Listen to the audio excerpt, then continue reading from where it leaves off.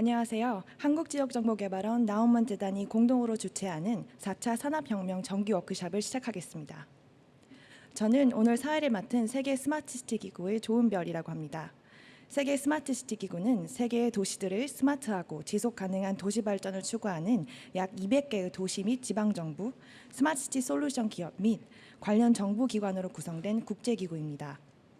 한국지역정보개발원과는 2016년에 나우먼 재단과는 2018년에 업무 협약을 맺은 인연이 있으며 이렇게 오늘 의미 있는 자리에 초청을 해주셔서 감사합니다. 먼저 크리스안 탁스 나우먼 재단 한국사무소 대표님의 환영사로 근본 워크숍을 시작하도록 하겠습니다. 박수로 맞이해 주시기 바랍니다. Dear ladies and gentlemen, I wish you a good afternoon here in Seoul at CLIT and what I heard, hundreds of visitors of the website to follow this event. On behalf of the Friedrich Naumann Foundation Korea, the FNF, I, as the head of it, Christian Tax, would like to warmly welcome you to this important event on present and future of AI. My foundation is based in Germany. Since 1987, we have been working in the Republic of Korea. We organize knowledge exchange and exchange of experience, and today all of you will be part of that. FNF Korea enjoys the privilege to work together with CLIT since 2017, and since then we have successfully co-organized many seminars and workshops. Last year, we had a joint international workshop on various aspects of Industry 4.0. As a follow-up, we are happy to focus this time even more on artificial intelligence, AI. Today, we will talk about how you can utilize AI in improving public service, how far we have come in terms of AI development yet. We will also share examples and role models of successful commercial application of the AI in our daily lives. FNF Korea is proud and happy to have this great cooperation with CLIT. By discussing today the use of AI in public service, we will not only speak about achievements and opportunities, but also about possible deficits and shortcomings, and we will discuss what needs to be done at this point. We will focus on both the public sector and the business perspective, and most important, we will ask about the use and challenges for the public, the citizens, who should always be in the center of all our considerations. My deepest thanks go to CLIT, the discussants of the afternoon, and especially to you, the participants in this event. I'm looking forward to the next 2 hours. Thank you very much for your attention. 감사합니다, 대표님. 탁스 대표님께서는 클리드와 FNF의 근본 협력을 축하하며 코로나 위기로 직접적인 접촉이 감소되고 있는 노력이 강화되고 있는 이 시기에 AI 기술이 가져올 수 있는 변화는 매우 의미 있고 클 것이라는 내용의 말씀을 전달해 주셨습니다.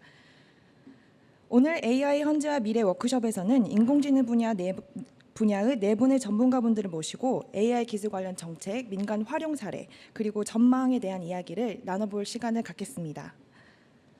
프로그램에 대해서 간단히 안내드리겠습니다. 발표 세션에서는 국회 입법조사처의 정준하 박사님께서 한국의 인공지능 정책의 주요 쟁점과 과제에 대한 발표를, 주식회사 알테라 대표의 김정배 박사님께서는 인공지능을 활용 사례에 대한 발표를 맡아주실 예정입니다.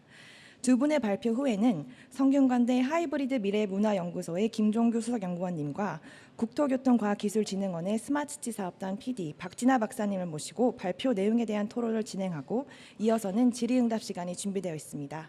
시청자분들께서는 발표를 보시다가 궁금한 것이 생기시면 유튜브 플랫폼의 채팅 기능을 활용하셔서 언제든지 질문을 편하게 전달해 주시기 바랍니다. 그중 몇 개를 선별하여 질의응답 시간에 발표자분들께 직접 질문을 드리도록 하겠습니다.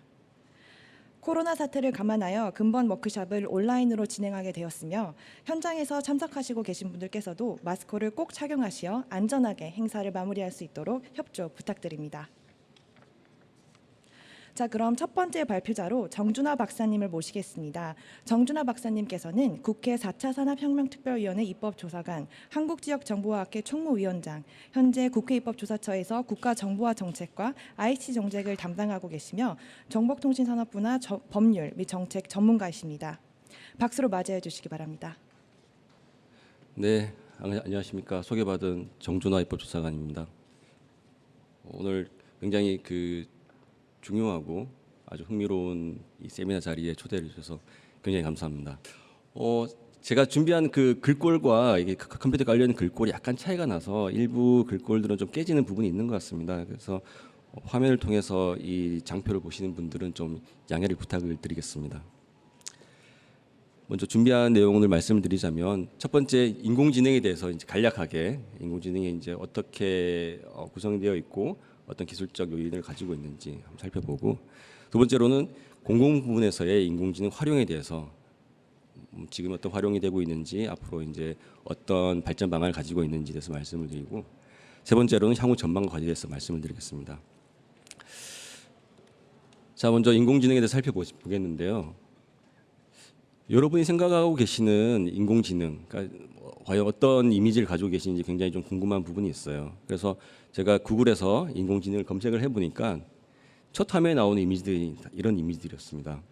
사람의 뇌를 뭔가 디지털 같은 그런 이미지로 대체하는 이런 그림들, 그리고 뭔가 이렇게 로봇팔이 나오고 로봇과 사람의 접점이 만들어지는 이런 느낌들. 그래서 이런 굉장히 좀 추상적인 거죠. 이제 우리가 인공지능이라는 말은 굉장히 언론이라든가 여러 가지 통해서 많이 듣고 있는데, 우리가 실제 인공지능이라고 얘기를 들었을 때 갖고 있는 그 이미지는 아직까지는 좀 가상적인 그런 이미지, 추상적인 이미지를 가지고 있는 거죠. 그래서 이런 가상적인 이미지가 주는 한계가 뭐냐면은, 기관이든 기업이든 인공지능을 도입하려고 했을 때 그러니까 그 분야에 대해서 잘 알고 있는 사람은 제가 인공지능을 한번 해보겠습니다 이렇게 이제 얘기를 하고 있는데, 그 의사결정 단계에 있는 그런 분들이 야, 도대체 인공지능이 뭐야? 가지고 와봐 이렇게 얘기하는 거죠. 여기 계신 분들 중에서 인공지능을 가지고 오실 수 있는 분이 계신가요? 굉장히 어렵습니다. 자, 그러면은 왜 인공지능을 못 가지고 올까요? 그 이유를 대해서 살펴보면, 자, 인공지능이 이렇게 돼 있기 때문인 거죠. 아주 큰 창고에 굉장히 많은 서버들이, 컴퓨터들이 있는 거죠. 이렇게 이 많은 컴퓨터들이 빠른 속도로 여러 가지 데이터를 처리를 하고 계산을 하는 것이 인공지능이다 보니, 그러면 뭐 인공지능을 가지고 와봐라고 했을 때 이 많은 서버를 들고 갈 수는 없는 겁니다. 그렇다면 우리가 이제 공공이든 민간이든 인공지능을 도입하려고 했을 때, 그러면은 무엇을 가지고 어떠한 방식으로 인공지능을 도입을 해야 될까요? 제가 봤을 때는 이게 답이 아닌가라는 생각이 들어요. 먼저 그런 인공지능이 프로세싱이 되는 것들을 스마트폰이나 아니면은 컴퓨터에 까는 방식. 두 번째로는 애플리케이션이나 프로그램화된, 그러니까 이용자들이 인공지능이 어떻게 돌아가는지까지 그 설비에 대해서 충분히 알 필요는 없고, 이용자들이 단순히 인공지능을 잘 활용할 수 있게 이용자 친화적인 그런 인터페이스를 만들어주는 것. 그 세 번째로는 우리가 너무나 친숙한 이런 포털 화면이라든가 인터넷 서비스 화면으로 인공지능을 구현해내는 것. 이게 아무래도 실제 이용자들과 그리고 뭔가 서비스를 제공하는 사람들이 궁극적으로 목표로 해야 되는 인공지능이 아닌가라는 생각이 들어요. 자, 그러면 이제 지금까지는 그 인터페이스 말씀을 드렸는데, 그러면은 이런 인공지능이 이제 어떤 기술로 구현되어 있는지 제가 여기 대해서 너무 자세하게 말씀을 드릴 필요까지는 없는 것 같습니다. 왜냐하면 제 뒤에서 이제 발표를 해주실 분이 국내에서 인공지능에서 굉장히 기술에 관해서 굉장히 권위를 가지고 계신 분이기 때문에 저는 그냥 간략하게 아주 그냥 기초적인 수준에서만 말씀을 드리겠습니다. 인공지능을 구성할 수 있는 기준은 굉장히 많은데, 아주 기초적으로 봤을 때는 학습지능, 그리고 두 번째로는 단일지능, 세 번째로는 복합지능 이렇게 있을 것 같습니다. 일단은 이게 좀 지능적이다. 뭔가 이렇게 물어봤을 때 대답을 할 수 있어야 된다. 그렇게 하기 위해서는 공부를 좀 해야겠죠. 누구나 사람도 마찬가지고 기계도 마찬가지입니다. 그래서 이런 시스템이 기계를 공부를 할 수 있게 하는 그런 기능, 이게 이제 학습지능인 거죠. 그래서 우리가 뭐 많이 들어봤을 뭐 머신러닝이나 딥러닝이 이런 학습지능에 들어가 있습니다. 비슷한 이미지를 굉장히 많이 보여주면 처음에는 얘가 뭔지 몰랐다가 나중에는 그게 고양이에요 이렇게 얘기한다라는 게 학습지능인 거죠. 그래서 그러면 이제 이 공부를 시킬 때 여러 가지 방법이 있는 거죠. 책을 보면서 우리가 공부하는 사람이 있고, 동영상 강의를 듣고 공부를 하는 사람이 있고, 그다음에 좀 선생님한테 물어보고 공부하는 사람이 있는 거죠. 그래서 선생님한테 물어보면서 공부를 하는 것, 그러니까 언어를 얘기하고 듣는 그런 지능이 이제 언어 지능인 것이고, 동영상 강의를 듣는 것이 이제 시각 지능인 것이고, 선생님한테 물어보는 것이 이제 뭐 책을 본다고 선생님 묻는 것이 이제 청각 지능, 이렇게 이제 여러 가지 우리의 그런 인간의 신경계를 본뜬 그런 지능이 이제 단일 지능인 것이고, 복합 지능은 이제 약간 추상적인 개념이지만은 이제 이런 단일 지능과 학습 지능을 묶어서 현실 상황에서, 그러니까 현실에서는 뭐 책도 있고 말도 들리고 눈으로 보는 그런 복합적인 상황인 거죠. 이런 복합적인 상황에서 빨리 그 맥락을 파악해서 여러 가지 정보를 전달해 줄 수 있는 그런 것들이 이제 복합 지능인 겁니다. 그래서 학습 지능까지 발달되어 있는 그런 분야와 서비스가 있을 것이고, 단일 지능을 중심으로 한 그런 분야와 서비스가 있습니다. 우리가 이제 인터넷에서 온라인에서 이제 번역을 할 때, 온라인 번역을 할 때 우리가 이제 번역된 그 워딩을 치면 바로 번역문이 나오지 않습니까? 그런 것들은 이제 단일 언어 지능인 거죠. 굉장히 좀 이렇게 폐쇄된 형태로 이제 인공지능이 돌아가는 것이고.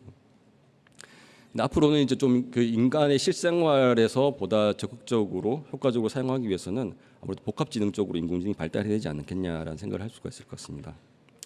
자, 그러면 이제 기술 단계를 보자면 좀 이렇게 상단에 뭐 기술 발전 단계로서 1차, 2차, 3차, 4차로 이렇게 되어 있는데, 지금은 이제 2차 물결이라고 볼 수가 있죠. 이렇게 그 뭔가 이렇게 신경망에 대해서 우리가 이제 그 알아가는 그 신경망이 어떻게 디지털로 구현해내는지 이런 것까지 발전되어 있는 게 이제 현재의 인공지능 기술 수준을 볼 수가 있고, 그런데 이제 지금은 이제 우리가 그 굉장히 인공지능이 많은 것을 해결하고 인간이 가지고 있는 복잡한 문제까지 단번에 해결해 줄 거라고 생각을 하고 있지만 아직 3차 목표까지 못 갔다는 거죠. 이 유아 수준까지 못 갔다는 겁니다. 그러니까 제 딸이 지금 4살인데 유아 수준까지 못 갔다라는 거는 지금의 일반적인 인공지능 기술 수준이 4세 정도 수준까지는 못 간 게 아닌가, 이렇게 생각할 수 있을 거예요. 그러니까 너무 그 인공지능에 대해서 과잉 기대라든가 큰 우려를 표하시지 않아도 되고, 중요한 건 그겁니다. 인공지능의 발전 속도에 맞춰서 우리도 인공지능을 어떻게 활용하면 될지에 대한 그런 활용 전략이 같이 발전해 나간다는 거죠. 그러니까 기술이 뭐 굉장히 빨리 나가 있는데 우리가 그 응용이 그 기술을 따라잡는 그런 것도 아니고, 우리 요구사항이 굉장히 큰데 기술이 빨리 발전시켜야 되는 그런 상황이 아니라 기술과 그런 응용이 같이 발전해 나가면서 좀 더 인공지능을 실제 우리 생활에 도움이 될 수 있는 그런 인공지능을 만들어 나가는 그런 단계라고 볼 수 있을 것 같습니다.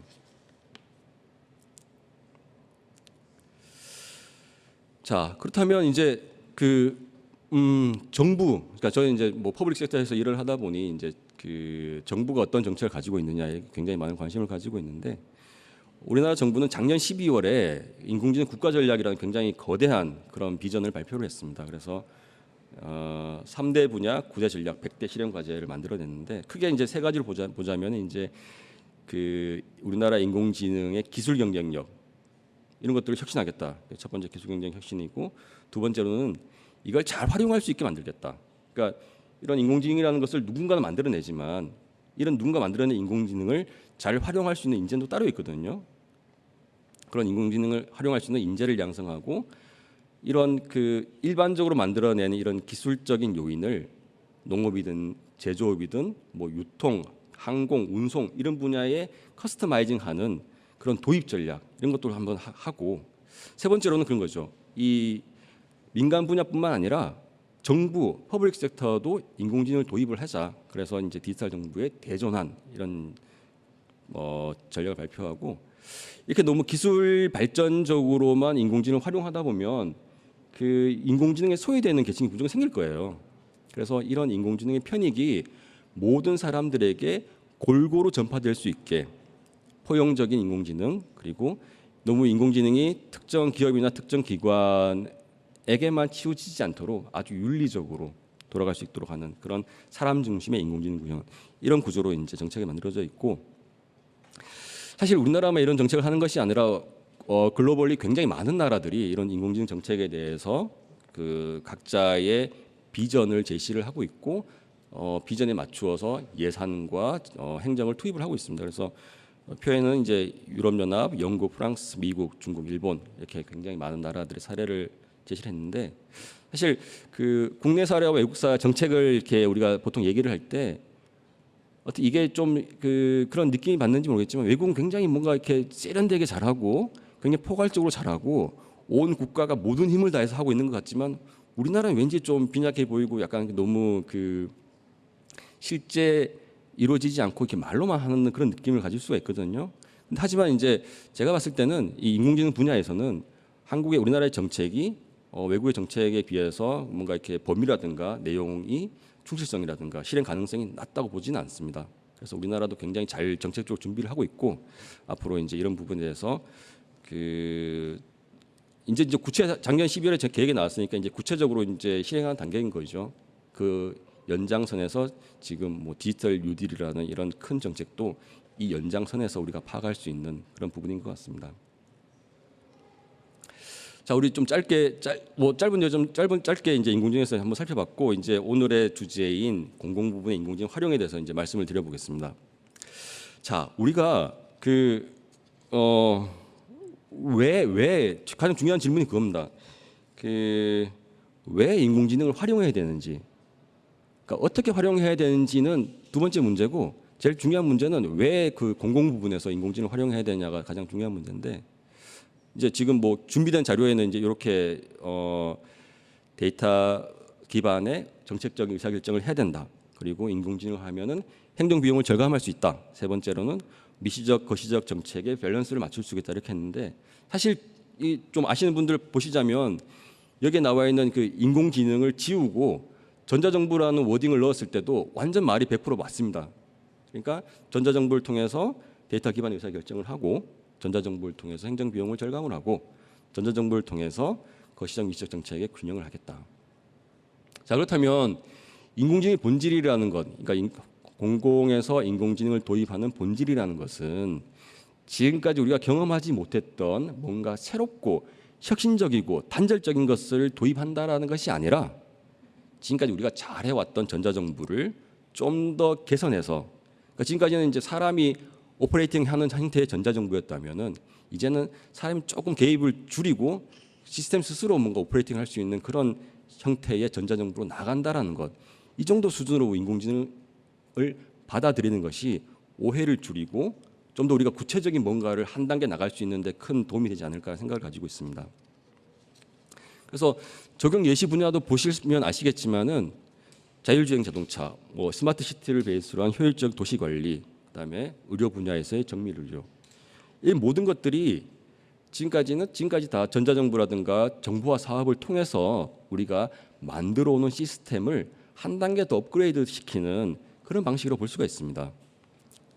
자, 그렇다면 이제 구체적인 사례들을 한번 살펴보도록 하겠습니다. 자, 가장 먼저 챗봇이 있어요. 챗봇. 이게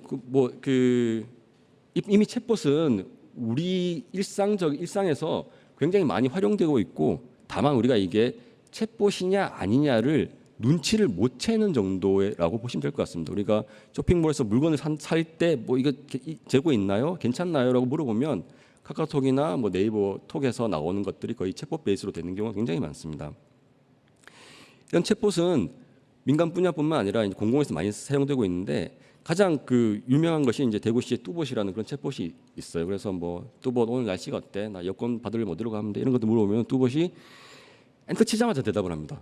그래서 깜짝 놀라는 거죠. 아니 어떻게 알았지? 내가 뭘 물어볼지? 그래서 굉장히 빨리 대답을 하는 거고, 그런 법무부의 법이라는 그런 서비스도 마찬가지입니다. 그래서 여러 가지 뭐 부동산 임대차라든가 이런 게 궁금한 게 있으면 검색어를 입력을 하면 정말 엔터를 치는 동시에 여러 가지 그런 답이라든가 이게 나오는데 문제는 아직까지 그런 그 사람들마다 이게 물어보는 스타일이 다르니까 나는 이렇게 물어보면 대답을 할 줄 알았는데 아직은 그런 자연어 처리가 미숙하다 보니 대답을 잘 못하는 경우가 있을 수 있어요. 그래서 이런 것들은 이제 그래 그러면 우리가 챗봇이 미숙하니 챗봇을 쓰지 말아야겠다라고 생각하는 것이 아니라 챗봇이 아직 미숙하고 어린 단계니까 여러분 우리 챗봇을 좀 많이 써서 우리 챗봇에서 여러분들이 물어보는 스타일을 좀 잘 학습할 수 있게 해주세요.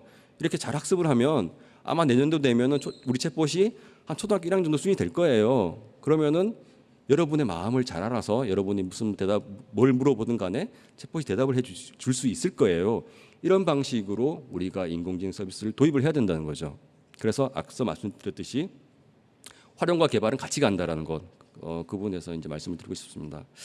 이런 챗봇은 우리나라 국내에만 있는 것이 아니라 이제 외국에도 굉장히 일반적으로 포괄적으로 그것도 지금 확산되는 추세에 있습니다. 그래서 미국 이민국의 엠마 서비스, 미국 육군의 SGT 스타 서비스 같은 이런 것들이 이제 사용이 되고 있습니다.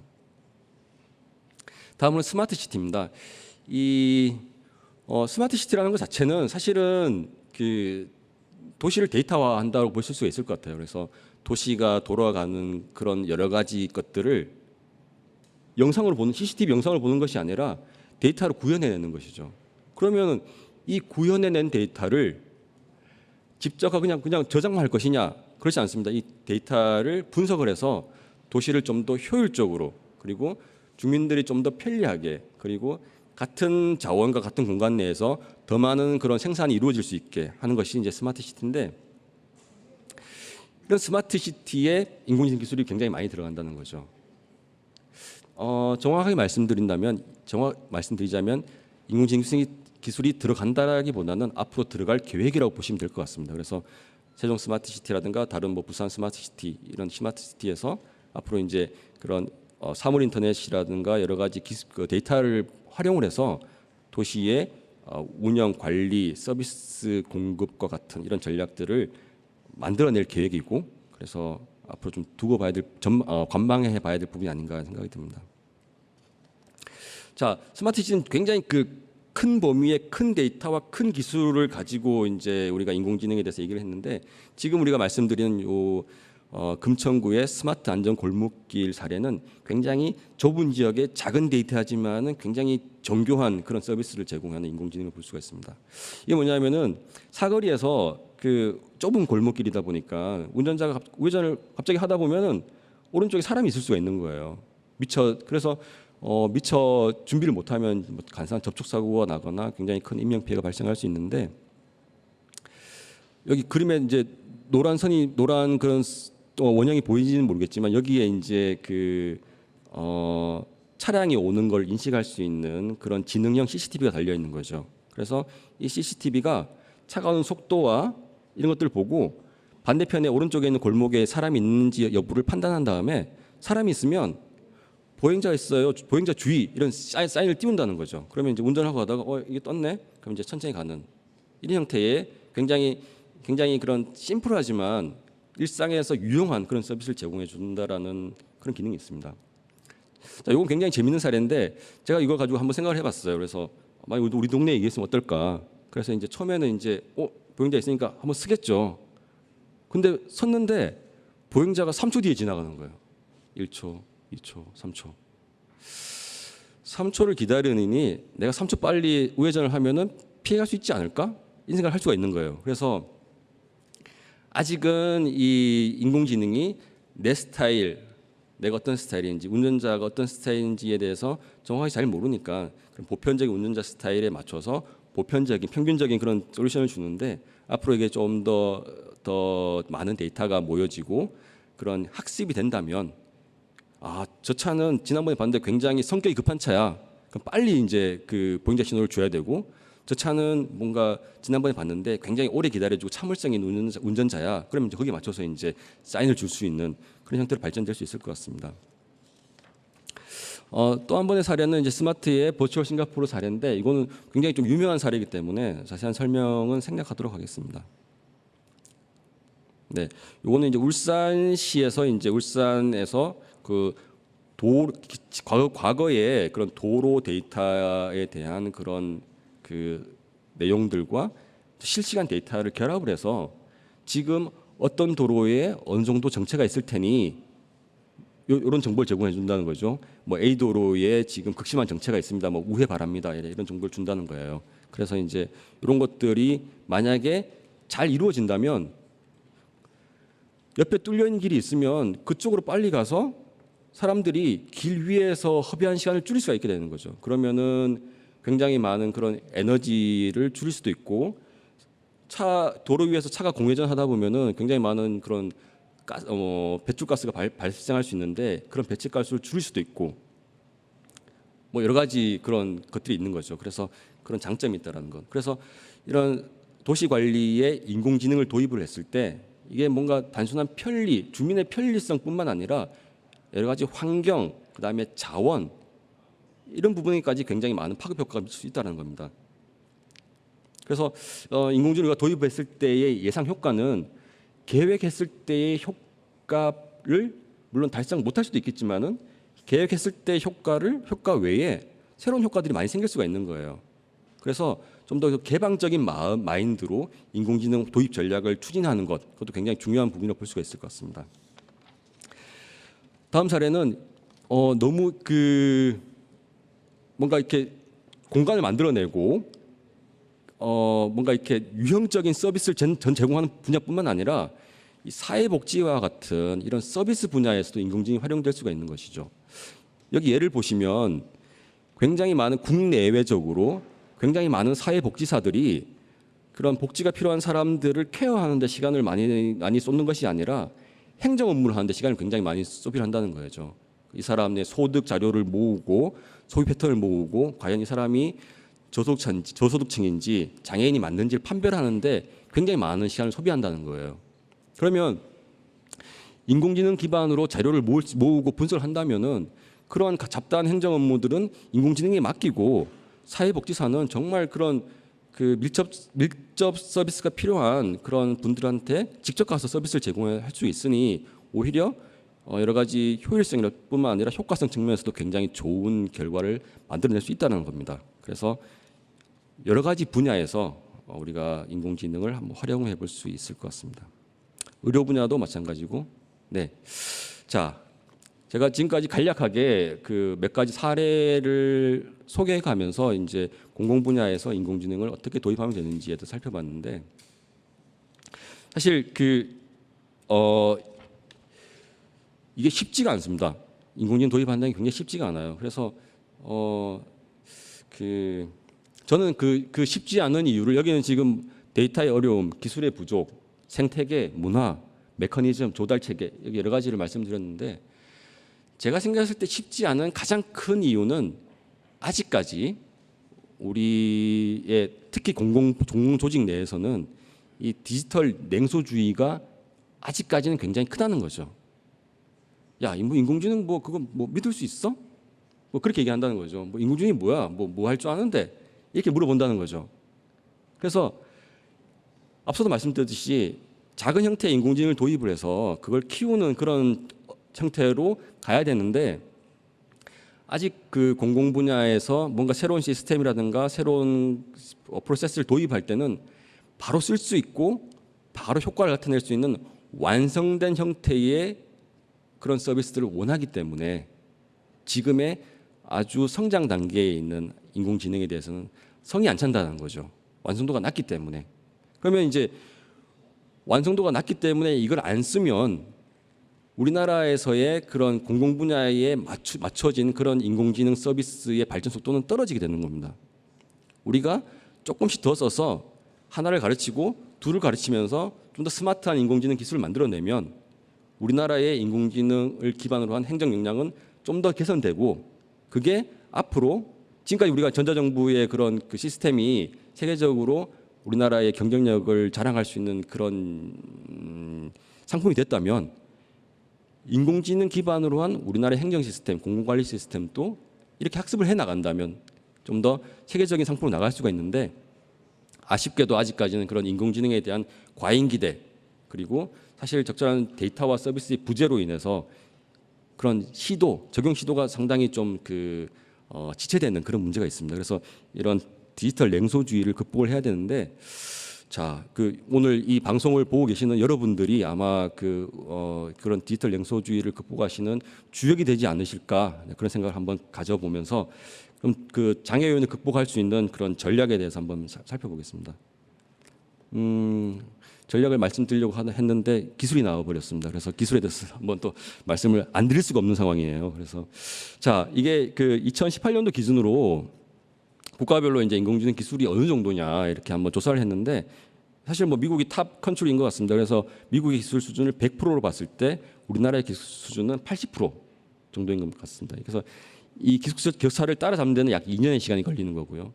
근데 2년의 시간이 걸린다라는데 이게 사실은 이게 좀 생각을 해야 될 것이, 2년 동안 미국은 더 빨리 발전한다는 거죠. 그러니까 미국이 가만히 있을 때 우리가 2년이면 따라잡는다는 건데, 미국은 더 빨리 발전하기 때문에 우리는 더 노력을 해야 따라잡을 수 있는 그런 상황인 것 같습니다. 자, 근데 더 충격적인 것은 사실은 이제 좀 우리는 좀 잘하겠지, 우리가 그래도 좀 여기 중에서 그래도 중국보다 좀 낫지 않을까라는 생각을 할 수가 있는데, 사실 중국은 이미 우리나라를 따라잡은 지가 이미 오래됐습니다. 중국의 그런 인공지능, 빅데이터 분야는 굉장히 빨리 발전하고 있고 굉장히 많은 데이터들이 지금 인공지능으로 투입되고 있는 그런 상황인 것 같습니다. 뭐 이거는 민간 공공 구분할 것 없이 굉장히 빠른 속도로 중국이 발전하고 있고요. 자, 우리나라는 여기 보면 이제 OECD 국가 중에서 이제 인공지능 분야에서 세계 탑 논문에 차지하고 있는 국가별 비중을 살펴봤는데, 미국, 중국이 압도적이죠. 30%대를 왔다 갔다 하고 있고, 보면 대한민국은 2% 수준에 서 있습니다. 그래서 이 격차는 사실 우리가 느끼고 있는 그런 격차보다는 정말 그런 인공지능의 일선에서 기술 개발을 하시고 연구 개발하시는 분들이 느끼는 그런 격차는 굉장히 큰, 물론 이제 일부 미세한 부분에서 많이 따라잡았지만 전반적으로 봤을 때는 굉장히 큰 그런 수준이 있습니다. 그래서 이런 너무 이렇게 실체가 없는 활용만을 강조하는 것도 안 좋지만은, 이런 인공지능에 대한 기술 개발, R&D에도 이제 우리가 많은 좀 관심을 가져야 된다는 거 먼저 말씀을 드리고, 그래서 기술이 없다 보니까 우리가 인공지능을 잘 활용할 수 있는 인력도 굉장히 지금 부족한 상황인 겁니다. 그래서 외국의 이렇게 사례를 보시더라도 우리나라는 굉장히 숫자와 비중이 작다라는 것을 알 수가 있고요. 그럼 어떻게 해야 되겠습니까, 여러분? 인공지능 열심히 해야 됩니다. 각자 분야에서 인공지능을 한 번씩 도입을 해보고 인공지능이 발전할 수 있는 그런 기대와 데이터를 계속 만들어 주셔야 되는 거고요. 그래서 이제 앞으로의 과제는 뭐 국가든 지방이든 기관이든 수준은 다르겠지만은 다 도입을 위한 그런 마스터 플랜을 가지고 계셔야 되는 것 같습니다. 마스터 플랜을 기반으로 해서, 그럼 이제 플랜만 있으면 되는 게 아닙니다. 그러니까 우리가 데이터를 내놓지 않고 인공지능이 똘똘해지기를 기대할 수는 없습니다. 가지고 계시는 데이터 중에서 정말 그 분야에서의 학습이 될 수가 있고 뭔가 유의미한 발전을 낼 수 있는 그런 데이터는 과감하게 공유를 해야 되는 거죠. 그래서 그런 데이터를 많이 확보를 해야 되고, 자, 마스터 플랜과 데이터가 있으면은 이제 이걸 도입을 해야겠죠. 그럼 도입을 하고 그 도입한 엔지니어들을 우리 기관, 우리 회사에 같이 살 것이냐? 그렇지 않습니다. 우리 기관, 우리 회사에서 그런 인공지능을 잘 이해를 해서 또 데이터가 필요한 부분을 잘 캐치를 해서 데이터를 발굴해내고 응용 서비스를 만들어내고 이걸 우리 기관에 커스터마이징 할 수 있는 그런 전문 인력이 필요하겠죠. 자, 그래서 지금까지는 단순히 그런 관리 인력, 행정 인력, 그다음에 그 기관의 설립 목적에 맞는 기능을 하는 인력 중심으로 인력이 편제되어 있다면은 앞으로는 그런 인공지능을 좀 다룰 줄 알고 인공지능에 대해서 이해할 수 있는 그런 인력이 필요하다는 것을 말씀드릴 것 같고요. 자, 뭐 윤리적인 AI 설계도 굉장히 중요합니다. 왜냐하면은 AI를 인공지능 설계를 할 때 이게 뭔가 특정 이해관계를 달성하기 위해서 인공지능을 만들었을 때, 그렇다면 그 판단과 그 결정과 그 자원 투입은 굉장히 특정 가치 지향적으로 치우쳐질 수가 있는 것이죠. 그러니까 이게 계속 누적되면은 그쪽 분야의 데이터만 나올 수밖에 없는 그런 상황인 것 같습니다. 그래서 이 인공지능을 만들 때도 좋은 의사결정, 가치 중립적이고 좋은 의사결정을 할 수 있도록 인공지능을 좀 윤리적으로 잘 설계할 수 있는 그런 가이드라인, 그리고 이제 기관에서도 이걸 아셔야 되는 겁니다. 그러니까 뭔가 그 인공지능 도입을 할 때 이게 특정 소득계층, 특정 학력계층, 특정 성별, 특정 지역의 바이어스된 인공지능이냐 아니냐에 대한 체크를 할 수 있는 그런 안목이 좀 필요한 것 같습니다. 자, 우리 정부는 뭐 행정안전부가 얼마 전에 기존의 전자정부국을 디지털 정부국으로 바꿨죠. 그래서 그 공공지능, 지능정보화에 대한 그런 뭔가 계획과 자신감을 보여줬고, 그다음에 법률도 이제 데이터 기반 행정 활성화에 관한 법률이 이제 곧 시행이 될 예정입니다. 그래서 그런 지금 기반과 제도는 이런 그 데이터 그리고 인공지능에 대해서 이제 좀 적극적으로 뭔가 이제 가시적인 그런 그 스텝을 밟고 있는 상황인 것 같고요. 자, 이런 측면에서 우리가 한번 참고해야 될 만한 부분이 이제 영국에서 이제 공공 부문의 AI 활용 가이드라인이라는 것을 이제 발표를 했습니다. 이게 요런 그 커버는 이렇게 나와 있습니다. 그래서 사실 뭐 지금까지 말씀드렸던 그런 내용들이 이제 체계적으로 정리가 되어 있는 거죠. 그래서 아까 앞서서 그 우리가 이제 작년 말에 인공지능 국가 전략을 만들어냈으니 그러면은 많은 분들이 궁금해하고 있습니다. 이런 국가 전략을 어떻게 실현할 것이냐, 그러면 이제 그 어떻게에 대한 대답을 우리가 준비를 해야 되는 것이죠. 그래서 이런 그 도입 가이드라인 이런 것들에 대해서 이제 구체적으로 만들어내고, 이런 구체적인 만들어낼 때 특정 기관이 이제 이걸 주도하기보다는 다양한 기관들의 의견을 수용을 해서 이런 활용 가이드라인이 실제 집행 가능하고 그다음에 실제 공부 분야에서 도움이 될 수 있도록 그런 가이드라인이 만들어질 수 있도록 여러분의 그런 그 많은 분들의 참여와 관심, 그래서 그리고 이제 마지막으로는 그런 게 필요할 것 같습니다. 그 행복한 상상, 저는 그렇게 생각하고 있습니다. 그 만약에 내 일을 똘똘한 인공지능이 들어와서 하루에 2시간만 세이브를 해주면 나는 2시간 빨리 퇴근을 해서 내 사랑하는 딸들과 한강에 산책을 할 수 있지 않을까, 이런 행복한 상상을 할 수 있을 것 같습니다. 그런 행복한 상상을 하시면서 좀 더 적극적으로 인공지능을 도입할 수 있는 그런 지지와 그런 노력, 이런 것들을 좀 필요한 상황이라고 저는 생각을 하면서 이상으로 발표를 마치겠습니다. 감사합니다. 감사합니다, 박사님. 특히 공공 부분에서의 인공지능 활용에 대해 자세히 알아볼 수 있는 시간이었습니다. 발표해 주신 내용에 대해 더 자세한 논의는 세션 마지막에 준비되어 있는 토론 시간과 질의응답 시간에 이어서 하도록 하겠습니다. 시청자분들께서는 발표 내용에 대해서 궁금한 사항이 있으실 경우 유튜브 채널 채팅을 통해서 계속해서 질문을 보내주시기 바랍니다. 다음으로는 주식회사 알체라의 김정배 박사님을 모시겠습니다. 김정배 박사님은 영상인식 인공지능 분야 리딩 전문가로 삼성 종합기술원 전무연구원으로 활약을 하셨고 2016년부터는 영상인식, 증강현실, 영상데이터 전문기업 주식회사 알체라의 대표이사직을 맡고 계십니다. 박수로 맞이해 주시기 바랍니다. 네, 안녕하세요. 저는 주식회사 알체라의 대표 김정배라고 합니다. 오늘 이 자리를 마련해 주신 한국지역정보개발원과 프리디리 나우만 재단에 감사드립니다. 오늘 제목은 인공지능과 언택트의 만남이라는 주제로 발표를 하겠습니다. 먼저 저희 회사는 뭐 삼성이나 뭐 현대와 같은 큰 회사가 아니기 때문에 잘 모르실 것 같아서 아주 간단하게 저희 회사에 대해서 소개해드리고요. 그다음에 이제 오늘 주제의 이제 인물 분석 AI 기술과 그다음에 언택트 적용 사례에 대해서 말씀드리겠습니다. 뭐 시간이 더 허락된다면 AR이나 VADT 같은 이제 영상인식 인공지능 분야에 대해서도 더 말씀을 드릴 수 있을 것 같습니다. 먼저 저희 회사에 대해서 말씀을 드리면 이제 한참 알파고 이제 사태가 나왔던 2016년 3월에 이제 처음으로 이제 저희 회사를 만들 계획을 가지고 있다가 한 3개월 후인 2016년 6월에 이제 창업을 하게 되었고요. 저희는 이제 시작할 때부터 이제 영상인식 인공지능 분야로 시작을 하였습니다. 그래서 지금은 연구원 35명을 포함해서 한 60명의 인력이 이 분야에서 종사를 하고 있고요.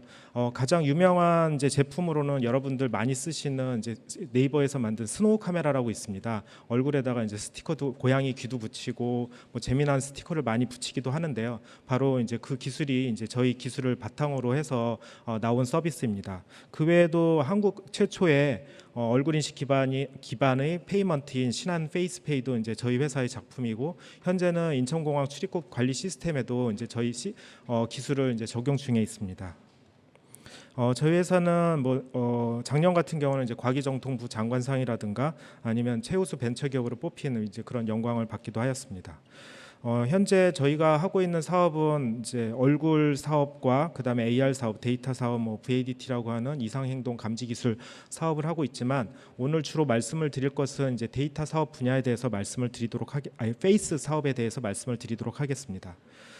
저희 회사 제품은 이제 딥러닝 기반, 그러니까 인공지능 중에 이제 요즘엔 거의 대명사와 같이 돼버렸는데 딥러닝 기반의 이제 얼굴 인식 기술은 스노우 카메라나 아니면 신한 페이스페이를 통해서 이제 상용화를 했었고요. 딥러닝 기반 이상 상황 감지 기술은 이제 한국전력이라든가 성남시, 그다음에 이제 미국에 요즘에 한참 불이 많이 나기 시작하고 있습니다. 캘리포니아 쪽에. 그런데 이제 그것을 원격으로 감시하는데도 이제 저희 기술이 이제 지금 활용되고 있습니다. 자, 그러면 인물 분석 AI 기술에 대해서 말씀을 드리겠습니다. 지금부터는 조금 기술적인 내용이 있어가지고 좀 지루하시긴 하겠지만 얼른 마무리 짓고 동영상이 굉장히 많이 들어간 재밌는 사례에 대해서 말씀드리도록 하겠습니다. 인물 분석 AI 기술은 어떤 것이냐면 영상을 통해 가지고 인물의 다양한 정보를 파악하는 그런 기술입니다. 그 사진을 찍을 때 여러분들 보면 대부분은 사실 인물 사진이거든요. 근데 또 자세히 보면 대부분 그게 또 정면 얼굴이 잘 들어가 있는 그런 사진인 거를 알 수 있습니다. 왜냐하면 이제 얼굴이 이제 가장 많은 정보를 갖고 있기 때문인데요. 얼굴만 하더라도 뽑을 수 있는 정보가 이제 상당히 많습니다. 먼저는 이제 여기 2D, 3D 랜드마크라고 이제 좀 어려운 말을 써놓긴 했는데 뭐냐면 얼굴의 요소입니다. 눈, 코, 입, 턱선, 귀, 이런 요소를 이제 잘 추적하자, 이런 거죠. 뿐만 아니라 이제 3D 헤드 포즈라는 건 어느 방향으로 이제 3차원으로 머리를 회전할 수가 있으니까 그 회전 방향을 이제 파악하자는 거고요. 그다음에 이제 페이스 아이덴티피케이션이라고 하는 거는 이제 누구의 얼굴인지 홍길동인지 임꺽정인지 그런 이제 사람의 얼굴을 파악하자는 것입니다. 그다음에 이제 성별, 연령, 표정과 같은 이제 얼굴의 속성도 이제 저희 그 얼굴 쪽의 인식 대상입니다. 그다음에 이제 이것에서 이제 몸 쪽으로 조금 옮겨가면 또 파악할 부분이 상당히 많습니다. 손의 분석, 그래서 손에 어디에 있는지, 그다음에 그 모양은 어떻게 되는지, 그다음에 그 뼈대 구조는 어떻게 되는지 그런 것까지 파악하는 것도 이제 상당히 중요한 이제 연구 토픽이고요. 그 다음에 이제 바디, 이제 몸의 움직임과 그 행동, 어떤 이상한 행동 그런 것도 파악할 수가 있습니다. 휴먼 세그멘테이션이라고 해서 인물과 배경을 갖다 분리하는 것도 요즘에는 이제 상당히 이제 각광받고 있는 기술 중에 하나인데요. 이거는 이제 AR 쪽에서 이제 상당히 많이 쓰이고 있습니다. 이것을 좀 더 좁게 들어가면 이제 머리카락과 입술 이런 부분을 이제 분리한다든가 홍채를 얼굴에서 분리한다든가 해서 그것을 다른 것으로 바꾸는 그런 기술로도 응용이 가능합니다. 얼굴 인식, 다시 말해서 누구의 얼굴인지 파악하는 기술만 하더라도 여러 가지 기술의 조합입니다. 먼저 전체 영상에서 얼굴이 어디 있는지 그런 바운딩 박스라고 해서 상자 하나를 찾는 것이 이제 가장 기초적인 기술이고요. 얼굴 검출 또는 FD라고도 이제 줄여서도 얘기합니다. 이렇게 찾게 되면 그 안에서 이제 얼굴의 구성 요소인 눈썹, 눈, 코, 입, 턱선을 찾게 되는데 이것을 페이스 랜드마크 에스티메이션이라고 합니다. 이렇게 찾게 되면 이것을 가지고 정면으로 또 바꾸는 이제 페이스 얼라이먼트라는 과정을 가게 됩니다. 이렇게 해서 눈, 코, 입을 한 곳에다가 다 일정한 위치에다가 옮기고 난 다음에는 여기서부터 그 다른 사람과 구분할 수 있는 특징, 그 피처, 페이셜 피처라는 것을 뽑게 됩니다. 그렇게 뽑은 것을 가지고 저장 한번 하고 그 다음에 또 다른 얼굴에 대해서 이제 뽑은 다음에 두 사람 얼굴이 같은 사람인지 아닌지는 바로 그 페이스 피처, 페이셜 피처를 통해 가지고 비교를 함으로써 알 수가 있습니다. 얼굴의 랜드마크, 그러니까 눈, 코, 입을 찾는 거는 굉장히 많이 이제 사용되고 있습니다. 얼굴 인식뿐만 아니라 얼굴을 가지고 하는 이제 증강현실 부분, 그러니까 스노우 카메라가 이제 전형적인 예죠. 그 눈썹 부분을 아니면 눈 위치를 정확하게 알아야지 거기에다가 뭐 가상의 재밌는 안경도 붙일 수 있고 뭐 고양이 귀도 붙일 수 있지 않겠습니까? 그렇게 해가지고 찾는데 저희들은 이제 106개의 이제 점을 찾도록 하고 있고요. 여기에는 이제 인공지능 기술 중에 영상 인식에서 굉장히 많이 쓰이는 기술이 있습니다. 컨볼루셔널 뉴럴넷이라고 해서 이제 필터를 이제 그 뉴럴넷을 통해 가지고 그 값을 갖다 찾아나가는 그런 학습을 통해서 찾아가는 그런 방식이 있습니다. 그 기술을 이제 주로 사용하고 있고요. 그 다음에 여기서 사용되는 그 학습이 또 이제 뉴럴넷이라고 그러면 결국은 이제 학습 DB가 상당히 중요하거든요. 그래서 학습 DB에 사용하는 게 저희가 거의 300만 장도 넘는 굉장히 다양한 영상이 사용되고 있고요. 뭐 찡그린 얼굴, 그 다음에 뭐 성별도 다르고 인종도 다르고 그 다음에 나이도 다르고, 그 다음에 그런 굉장히 많은 영상들이 이제 사용되고요. 심지어 요즘에는 또 마스크까지 이제 씌워진 상태, 선글라스. 그럼에도 불구하고 눈이나 코나 입을 갖다가 추정해낼 수 있는 그런 안정적인 알고리즘을 찾기 위해서 애초에 그런 영상을 많이 집어넣어서 학습을 많이 시키고 있습니다. 예, 여기서 보면 이제 한 여자분이 고개를 돌리고 있는데요. 이게 핸드폰에서 실시간으로 동작하는 모습입니다. 근데 입력 영상은 3D 카메라도 아니고 2D 그냥 칼라 카메라입니다. 일반 카메라. 그럼에도 불구하고 얼굴에 3D 구조를 정확하게 찾고 있지 않습니까? 이 기술이 바로 이제 저희가 창업을 했을 때 4년 전에 세계 세 번째로 만든 기술입니다. 페이스북, 그다음에 스냅챗 다음으로 만들어서 이제 스노우 카메라에다 적용한 굉장히 정확한 기술이라고 할 수가 있습니다. 이 기술의 바탕에는 옆에 보는 것 같이 2D 랜드마크를 찾는 기술이 이제 기본이 되어 있고요. 106개의 이제 빨간 점을 잘 찾아야만이 다음 왼쪽에 있는 이제 굉장히 덴스한 아주 밀집도가 높은 그러한 그 메쉬 모델의 움직임을 찾아나갈 수가 있습니다. 얼굴의 특징이라는 건 아까 말씀드린 대로 이제 누구의 얼굴인지를 파악하기 위해서 뽑는다고 했는데요. 저희는 이제 이미지넷 챌린지라고 해서 이쪽에 영상 인식과 관련된 AI의 어떤 콘테스트가 있거든요. 굉장히 많은 학교와 회사들이 서로 경쟁하는데 거기서 우수한 성적을 얻은 좋은 네트워크를 바탕으로 해서 그것을 또 계속 개발 발전시켜서 저희 엔진을 만들어 나가고 있습니다. 여기서 사용되는 그 학습 DB만 하더라도 여기는 이제 900만 장이라고 되어 있는데요. 지금은 거의 저희가 수천만 장 수준까지 올라가고 있습니다. 사실 얼굴 하나를 제대로 인식하기 위해서는 수십만 명의 아니면 또는 이제 수백만 명의 영상이 필요합니다. 사실 이제 중국의 이제 AI 회사들은 초기에 이제 설립했을 때 이제 중국 정부로부터 뭐 주민증 DB를 뭐 거의 무상으로 받아가지고 그걸 학습 DB 하곤 했지만 이제 한국 회사가 이제 그런 불법을 할 수는 없고 정부도 뭐 그렇게까지 하고 있지는 않습니다. 데이터 법이 저희들은 굉장히 강하기 때문에 그래서 저희 회사 같은 경우는 이 경우에 다 이제 사람들한테 돈을 주고 데이터를 갖다 이제 사는 그런 방식을 했는데 작년만 하더라도 거의 4,000명을 모아가지고 그 중에 한 1,000명은 또 외국인입니다. 모아가지고 사진을 찍고 그 다음에 이것을 학습하는 그런 과정을 거치고 있습니다. 여기 앞에서 보면 이 얼굴 인식의 이제 속도를 이제 잠깐 여기 써 있는데요. 이게 이제 GPU라고 하는 이제 그래픽 그 프로세스를 이제 장착한 이제 그런 기기일 경우에는 하나의 얼굴을 이제 특징을 뽑는데 16mm 뭐 아니면 13mm 이 정도면 정말 실시간이거든요. 영상 하나가 들어오는 거는 이제 1초에 30장이 들어오기 때문에 33ms 안에만 처리하면 그냥 실시간이라고 할 수가 있습니다. 근데 그거보다 빠르기 때문에 모든 것이 다 실시간으로 처리되고 있다는 것을 알 수가 있습니다. 자, 이거는 이제 얼굴 인식, 누구의 얼굴인지 파악하는 이제 그런 경우 이제 데모 동영상입니다. 여기 보면 여러 명의 얼굴에 대해서 그 사람의 이름이 이제 적히지 않았습니까? 그래서 저희 기술은 어느 정도 수준지를 말씀을 드리겠습니다. 이거는 바로 이제 그 기술을 이용해 가지고 웍스루로 얼굴 인식한 그런 사례입니다. 저희 회사 이제 연구소에다가 설치해 놓은 건데요. 여기 보는 바와 같이 이분이 지나가면서 카드키를 대거나 아니면 뭐 지문 인식한다고 잠깐 멈춰가지고 손을 대거나 그런 모습이 없이 그냥 얼굴 인식만 돼가지고 문이 열리고 있지 않습니까? 이러한 동일한 게 지금은 세종 청사에 지금 한 개 게이트를 저희가 받아가지고 그쪽에 설치해 놓고 있습니다. 혹시 세종 청사에 가시면 그쪽에서 직접 보실 수가 있습니다. 저희 기술의 수준에 대해서 말씀을 드리겠습니다. 여러분들 신문 지상에서 본다면 얼굴 인식 얘기 나오면 그 중국 회사 굉장히 잘한다는 얘기 들었어 그러실 겁니다.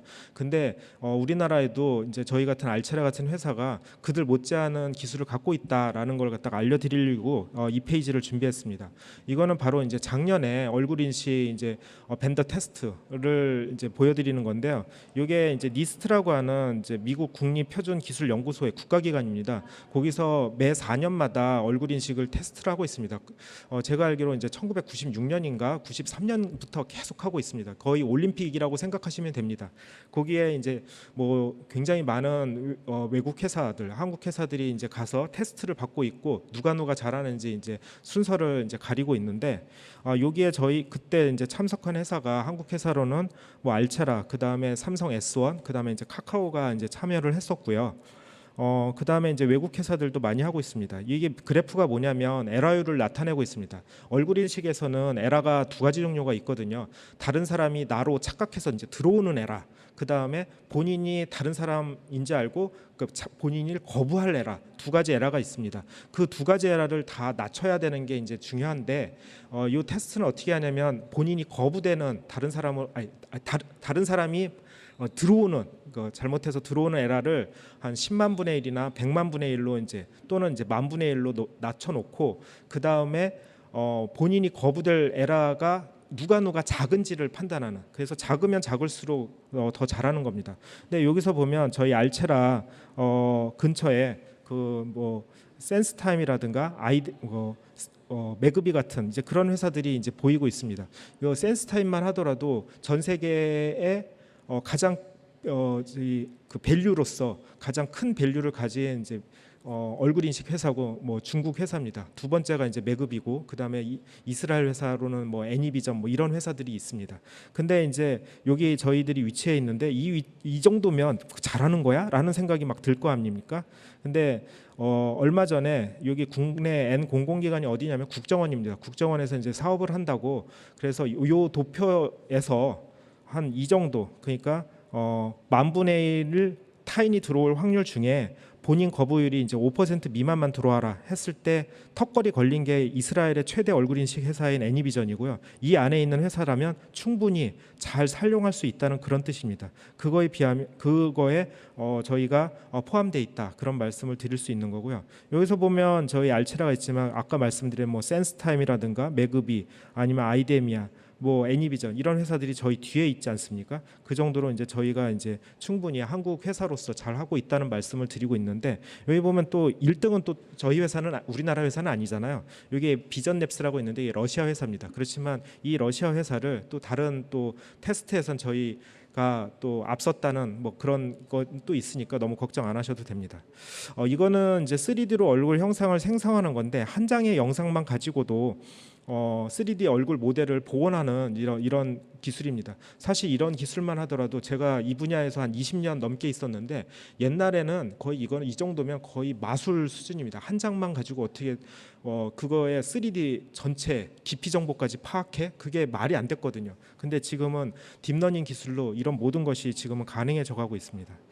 이거는 가상으로 조명을 만드는 기술이죠. 그래서 근데 얼굴에다가 그냥 비듬만 쏴준다고 되는 것이 아닙니다. 얼굴의 3차원 구조를 다 파악해야지 이게 가능한 건데 이거는 그냥 일반 카메라가 찍은 동영상임에도 불구하고 이런 것이 가능하기 때문에 이제 다양한 뽀사시 효과를 낼 수가 있는 겁니다.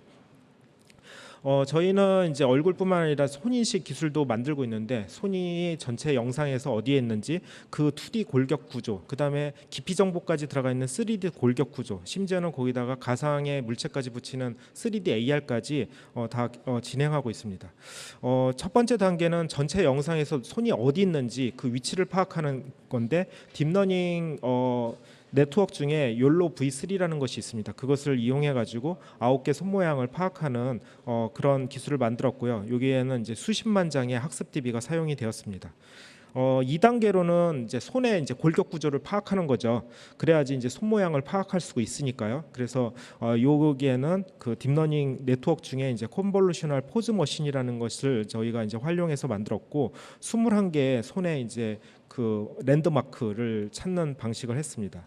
이제 2D까지 돼 있으면 이제 3D로 옮겨 가야 되겠죠. 그래서 깊이 정보까지 파악하는데 여기에는 저희가 이제 3D 손 모델을 미리 만들어 가지고 그것을 정합하는 방식으로 해서 깊이 정보를 추정하고 있고요. 여기 동영상에서 보는 바와 같이 이 사람이 핸드폰에서 이제 이것도 실시간으로 동작하고 있는 겁니다. 3D 카메라도 아니고 그냥 일반 2D 칼라 카메라에도 불구하고 깊이 정보 파악하고 이것의 손 모양이 정확하게 무엇인지를 알아낼 수 있죠. 여기다가 이제 이거는 이제 2D 랜드마크를 찾는 건데 모바일이나 뭐 PC에서 전혀 뭐 속도 저하 없이 잘 되고 있다는 걸 볼 수 있고요.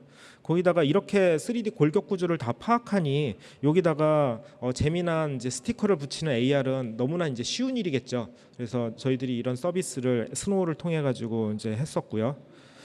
이건 아까 잠깐 얘기했던 이제 휴먼 세그멘테이션, 다시 말해서 사람과 배경을 갖다 분리하는 이런 부분인데요. 요즘에 또 이 기술이 또 각광받는 게 이제 집에서 재택근무하면서 컨퍼런스 콜을 하는 경우가 굉장히 많이 생겼습니다. 그런데 집에 이제 지저분한 배경, 아이들은 막 뒤에서 막 뛰고 있고 뭐 자기 이런 거를 보이고 싶지 않지 않습니까? 그래서 이럴 경우에는 본인과 뒷 배경을 완전 분리하고 심지어 자기 얼굴도 뽀샤시하게 화장한 얼굴, 그다음에 잠옷은 이제 바꿔치기 해가지고 정장 차림으로 다 바꿔줄 수가 있습니다. 그게 이제 다 기술로서, 그러니까 뭐 요즘에 나온 기술로서 가능하다는 것을 말씀드릴 수가 있습니다. 그러면 이번에는 이제 이렇게 딥러닝에 대해서 이제 간략하게 말씀을 드렸고, 요즘에 이제 각광받는 이제 분야인 언택트와 딥러닝 이런 AI 기술이 어떻게 접목이 되는지 그런 것에 대해서 말씀을 드리겠습니다. 먼저 언택트는 여러분들 뭐 잘 알고 계시지만 그 접촉이라고 뜻하는 이제 컨택트에다 언을 붙여서 만든 새로운 신조어입니다. 그래서 직원이 소비자와 직접적으로 대면하지 않고 상품이나 서비스를 제공하는 어떤 사례입니다. 최근에 언택트가 주목받은 이유는 세 가지 이유가 있습니다. 첫 번째는 1인 가구가 이제 급증해서 대면 관계를 꺼리는 소비자 태도가 이제 생겼다라는 거죠. 입니다. 특히나 이제 밀레니얼 세대라고 해서 20대, 30대 친구들이 이제 많이 이제 이런 경향이 나타나고 있고요. 두 번째는 이제 기업 자체에서의 요구가 좀 있습니다. 비용 절감 이제 효과겠죠. 사실 그 그러니까 최저 임금이 오르건 안 오르건 사실 굉장히 그 임금은 이제 상당히 높아진 거는 어쩔 수가 없습니다. 사실 우리나라 임금하고 이제 저희 회사도 이제 베트남에 진출해 있는데 베트남 그 임금 구조를 보면 비교가 안 되거든요. 베트남 같은 경우는 월 급여가 이제 초봉이 한 25만 원 정도예요. 그러니까 우리나라가 최저 임금이 오르던 안 오르던 그거하고 아무 상관없이 일단 상당히 차이가 나는 건 사실입니다. 그다음에 이제 세 번째가 요즘에 이제 가장 중요한 문제인데 코로나19의 영향으로 매장 방문이나 대면 회의에 대한 이제 거부감이 이제 증대됐다는 이유가 있습니다.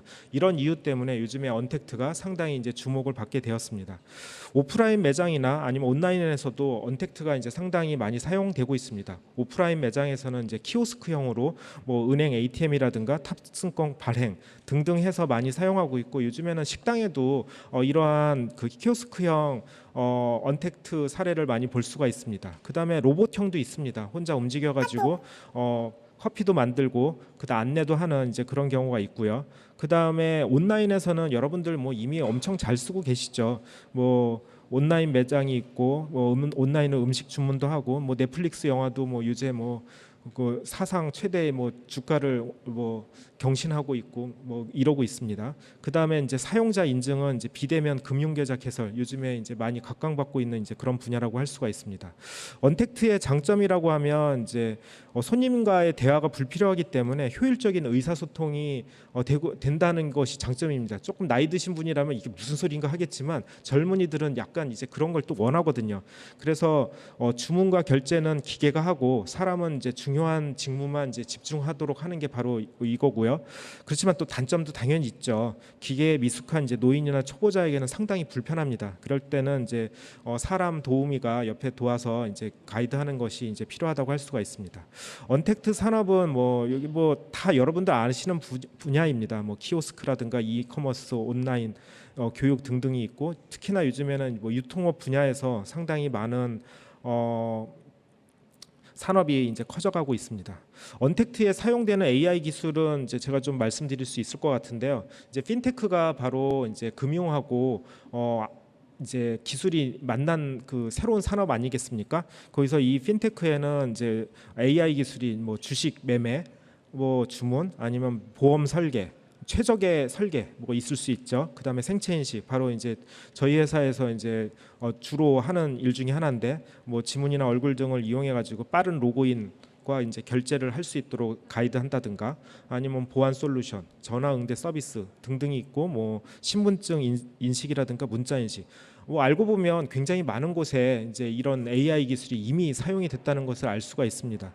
뭐 유통업도 뭐 로봇도 많이 사용하고, 그 다음에 이런 재고 관리에도 AI 기술이 사용돼서 굉장히 효율적으로 관리를 이미 하고 있습니다.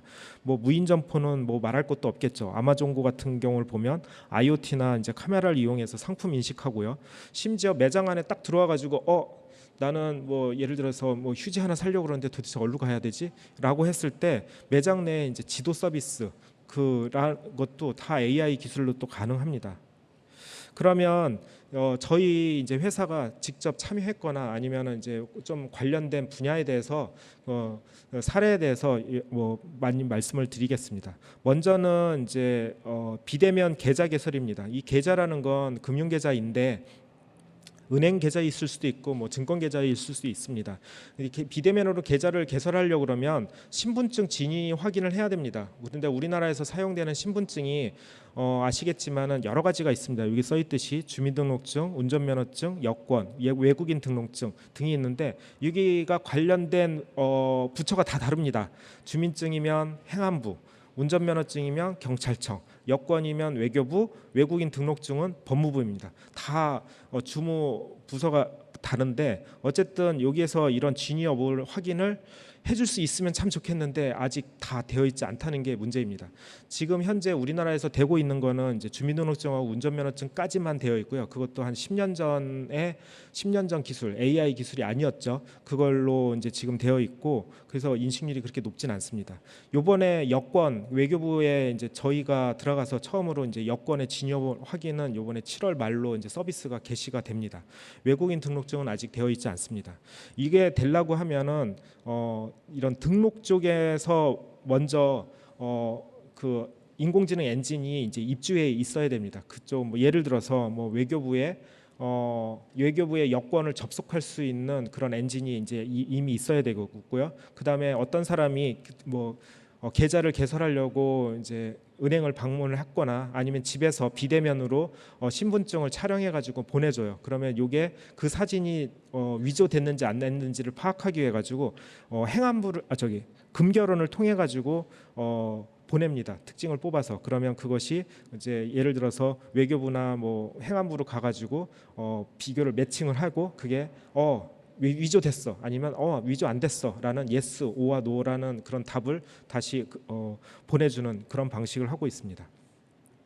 이거는 이것도 여전히 이제 비대면으로 통장을 개설을 할 때 쓰이는 건데 그 사람의 얼굴과 그 다음에 가지고 있는 신분증 둘을 비교하는 겁니다. 아까하고는 좀 다르죠. 아까는 신분증 자체의 위조 여부를 파악하는 거라면 이거는 들고 있는 그 사람 얼굴과 비교하는 건데, 이것도 지금은 다 영상 통화를 통해 가지고 사람이 다 얼굴을 쳐다보고 있었거든요. 그래서 두 사람은 같은 사람이야라고 판단하는데 그게 얼마나 힘든 작업이겠습니까? 사실 신분증은 굉장히 크랙이라 도 있고 그 다음에 홀로그램도 있어가지고 상당히 파악하기가 어렵거든요. 이런 것도 다 자동으로 가능합니다. 이거는 최근에 체온 측정까지 들어가 있는 얼굴 인식 기기인데 이게 보시는 바와 같이 얼굴과 그 사람의 아이디, 그 사람의 이름과 그 다음에 온도를 정확하게 알 수 있는 이제 그런 장비입니다. 최근에 학교에서도 하루에 수차례 체열 측정을 한다든가 아니면 이제 뭐 교회, 학원, 아니면 버스, 지하철 등 아니면 건물에서도 계속해서 온도 체크를 하고 있지 않습니까? 그거를 사람이 직접 하는 것보다 이렇게 자동으로 기계를 하는 것을 이제 점점 선호하는 이제 상황이 되었고요. 이런 기계들이 이제 점점 많이 퍼져나가고 있습니다. 이거는 이제 비대면으로 오프라인 결제를 하는 경우인데요. 제가 말씀드렸듯이 이제 저희 기술을 사용해 가지고 신한 페이스페이라는 것을 만들었는데 이것이 이제 금융권 최초, 전 세계적으로는 세 번째입니다. 그래서 현재 CU 매장이나 아니면 식당에서도 이제 사용할 수 있도록 되어 있고요. 한양대학교의 15개 매장에서 이미 이제 누구나 사용할 수 있도록 오픈되어 있습니다. 그리고 이거는 이제 비대면으로 이제 출입 그 관리국에 누군가하고 뭐 계속 물어보고 얼굴 쳐다보면서 얘기하는 것이 아니라 자동으로 출국을 할 수 있는 이제 그런 시스템이죠. 여러분들 이미 이제 인천공항에서 많이 경험을 했지만 그거하고는 좀 다른 모습이 이거는 웍스루라고 해서 그냥 걸어가면서 자동으로 인식되는 이제 그런 모습입니다. 그래서 훨씬 더 이제 빠른 시스템이라고 할 수 있겠죠. 그 다음에 아까 잠깐 얘기했던 이제 비대면으로 화상 회의를 할 때 이때도 이제 가상 배경이나 가상 옷, 가상 화장 등을 할 수 있다면 훨씬 더 이제 편안한 마음으로 집에서 이제 화상 회의를 할 수가 있겠죠. 이거는 이제 비대면으로 이제 상품을 체험하는 AR입니다. 그래서 예를 들어서 선글라스를 한번 가상으로 써보고 그 다음에 이게 내 얼굴에 맞나 안 맞나 그런 걸 파악할 수가 있겠고요. 여기도 마찬가지로 이제 그런 이제 AR입니다. 이것도 마찬가지로 비대면으로 이제 상품을 체험할 수 있는 AR인데 가상으로 명품 시계를 차본다든가 아니면 가상으로 전자제품을 집 곳곳에다가 놓아보고 이것이 우리 집에 이 컬러가 맞을까 그런 것을 파악해보는 그러한 서비스가 이미 나와 있습니다. 여기 보시는 바와 같이 집에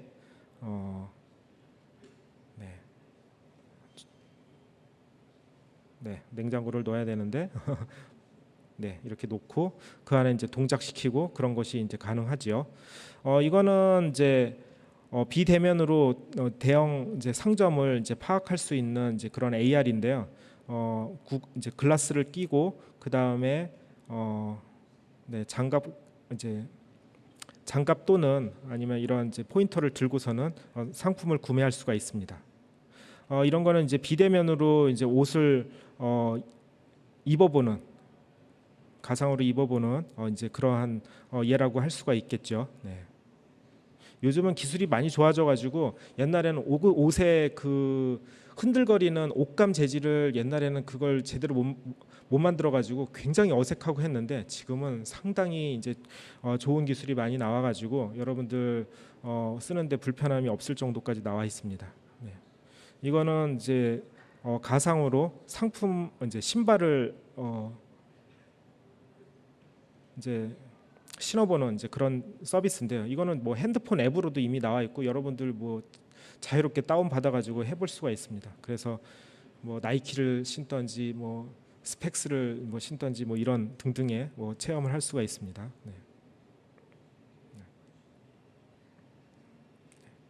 그 다음에 이거는 이제 스마트 ATM기라고 해서 창구 업무, 그러니까 은행 창구의 이제 90%를 이제 대체할 수 있는 이제 그런 기기입니다. 그래서 생체 인식 기능이라든가 영상 3단 기능까지도 있고요. 그 다음에 뭐 계좌 개설, 카드 발급, 통장 발급까지 모두 다 할 수가 있는데 현재 이런 스마트 ATM 비중이 한 1% 수준까지 전체 ATM 시장에서 수준까지 이제 갔다는 이제 그런 기사도 있습니다. 이거는 이제 OTT 서비스라고 해가지고 넷플릭스 같은 그런 서비스인데요. 얼굴 표정을 이용해가지고 콘텐츠를 추천을 받는 겁니다. 그래서 웃으면은 뭐 로맨틱 코미디, 슬픈 표정을 하면 새드 무비를 이제 추천해주는 이제 그런 서비스라고 할 수가 있겠죠. 이거는 이제 일본의 이제 우리 기술을 적용한 예인데 모바일 기기를 이용해 가지고 얼굴 인식을 해서 근무자가 이제 제대로 왔는지 그런 것을 파악하는 이런 관리 시스템입니다. 그래서 용역 업체로부터 이제 노무자를 이제 공급을 받을 경우 그 사람이 정확하게 왔는지를 파악할 수가 있습니다. 이거는 언제도 쓸 수 있냐면 이번에 이천에서도 화재 한번 나지 않았습니까? 그때 도대체 누가 들어갔는지를 파악하기 위해서 DNA 검사까지 했다는 거는 좀 어찌 보면은 굉장히 요즘 세대에 맞지 않는 이제 그런 부분이라고 할 수 있겠죠. 그래서 공사장 입구에 이런 것이 만약에 설치되어 있으면 몇 시 몇 분에 정확하게 누가 들어갔는지 파악할 수 있는 그런 기술이라고 할 수가 있습니다. 자, 오늘은 이제 시간이 이제 다 되어서 여기까지 이제 마무리하겠습니다. 혹시 뭐 나중에 궁금한 분이 있으면은 저희 회사에 뭐 아니면 직접 연락을 하시면 제가 이제 다 응대해 드리겠습니다. 예, 감사합니다. 감사합니다, 박사님. 일상생활 속에서 볼 수 있는 AI 기술의 활용과 원리에 대해서 생각해 볼 수 있는 시간이었습니다. 네, 여기서 발표 세션을 마치도록 하겠습니다. 5분 정도의 짧은 휴식 기간을 가지겠습니다. 발표 세션에 이어서 이제 인공지능의 활용과 전망에 대한 토론을 해보도록 하겠습니다. 토론자로는 성균관대 하이브리드 미래문화연구소의 김종석 수석연구원님과 국토교통과학기술진흥원의 스마트시 사업단 프로그램 디렉터 박진아 박사님을 모셨습니다. 먼저 김종국 수석연구원님 발표 잘 들으셨습니까? 예, 잘 들었습니다. 그럼 우선 시청자분들께 공유하시고 싶은 견해가 있으시다면 자유롭게 전달해 주시기 바랍니다. 이어서 발표자분들께도 궁금한 점 있으셨으면 질문도 같이 해주시기 바랍니다. 네, 뭐 한꺼번에 다 하기는 어려울 것 같고요. 아마 그 시청하신 분들도 잘 들으셨을 것 같고요. 뭐 인공지능에 대한 이야기들, 그리고 인공지능이 어떻게 우리 사회에 적용될까, 특히 공공 분야에 어떻게 적용될까에 관련된 뭐 기술적 정보나 방향들에 대해서 잘 들으셨을 거라고 생각이 듭니다. 저도 오늘 많은 이해를 좀 도모할 수 있어서 참으로 유익한 자리라고 이제 생각을 했습니다. 뭐 진행되면서 더 많은 이야기들을 이제 드리겠지만 제가 오늘 두 분 박사님께 드리고자 싶은 건 뭐 제가 또 인문학 전공자이고 또 인문학 연구자이다 보니까 이런 질문을 한번 던져보고 싶습니다. 과연 두 분이 말씀하셨던 뭐 인공지능뿐만이 아니라 여러 가지 뭐 소위 말하는 이제 4차 산업혁명과 관련된 이 새로운 어떤 기술혁명의 어떤 물꼬들을 틔워내는 많은 기술들이 있습니다. 그런 기술들을 뭐 두 분이 잘 아실 거라고 생각을 하고요. 이런 기술들이 결국 지향하는 우리의 미래는 무엇일까? 기술의 의미는 도대체 뭘까? 이런 것들 한번 일반적으로 한번 여쭤보고 싶습니다. 네. 사실 그게 이제 저희 회사의 창립 미션하고도 사실 관련이 있어서 항상 이제 이런 자리에 있으면 이제 항상 제가 강조하는 부분인데요. 인공지능이라는 이제 단어를 이제 인터넷에서 검색하거나 기사를 보면 한 50%는 부정적인 내용이 굉장히 많습니다. 예를 들어 가지고 뭐 일자리를 뺏는다든가 아니면 터미네이터 같은 이제 무기를 만들어 가지고 사람을 뭐 갑자기 많이 죽인다든가 그런 내용이 이제 상당히 있고 그다음에 반 정도는 이제 긍정적인 얘기가 있습니다. 그래서 사실 그 부정적인 모습의 인공지능이 전혀 없다고 말할 수 없죠. 그거는 이제 사실이고요. 그렇지만 이제 저희 회사를 만들었을 때 이제 그런 류의 일을 하지 않기로 하고 이제 뭐 회사를 만들었습니다. 아까도 뭐 이런저런 얘기를 했는데 저희 이제 그런 거는 저희뿐만 아니라 많은 인공지능 회사들도 비슷한 생각을 갖고 있을 거예요. 그래서 이제 더 강조를 드리는 겁니다. 뭐 이제 일반적인 회사들의 생각이지만 저희 회사의 이제 특수성을 이제 빗대서 이제 말씀을 드리는 건데 예를 들어서 저희 회사는 이제 세 가지의 가치를 지향하고 있습니다. 첫 번째가 이제 재미 부분입니다. 그래서 스노우 카메라나 아니면 LG 플러스의 아이들나라 이런 걸 통해 가지고 사람들에게 기쁨을 주는 이제 인공지능인 거죠. 두 번째가 이제 안전입니다. 그래서 요즘에 키워드도 안전이긴 하지만 저희가 이제 체온 측정을 하거나 아까 뭐 이제 그 2000 사고 얘기도 했듯이 그래서 안전하게 이제 사람들을 생활할 수 있도록 하는 저희 회사는 이제 화재 감시도 하고 있거든요. 이제 그런 부분에 이제 저희 회사가 이제 기여하려고 하고 있고요. 세 번째는 이제 효율입니다. 그래서 뭐 아까 얼굴 인식을 이용한 뭐 페이먼트 뭐 하면은 굉장히 편리하거든요. 카드 안 갖고 다니고도 이제 얼굴 인식으로 편하게 로그인도 하고 뭐 이런 부분 그리고 얼굴 인식을 통해 가지고 편안하게 해외를 나갈 수가 있고 이런 거를 이제 저희가 지향을 하고 있죠. 그 외에 부정적인 곳에 가능한 사용하지 않기 위해서 저희 회사는 애쓰고 있고요. 저희 회사뿐만 아니라 다른 회사들도 그런 이제 도덕적인 이제 그런 생각을 갖고 회사를 창업하고 그다음에 그런 비전으로 나가고 있다고 생각하고 있습니다. 네.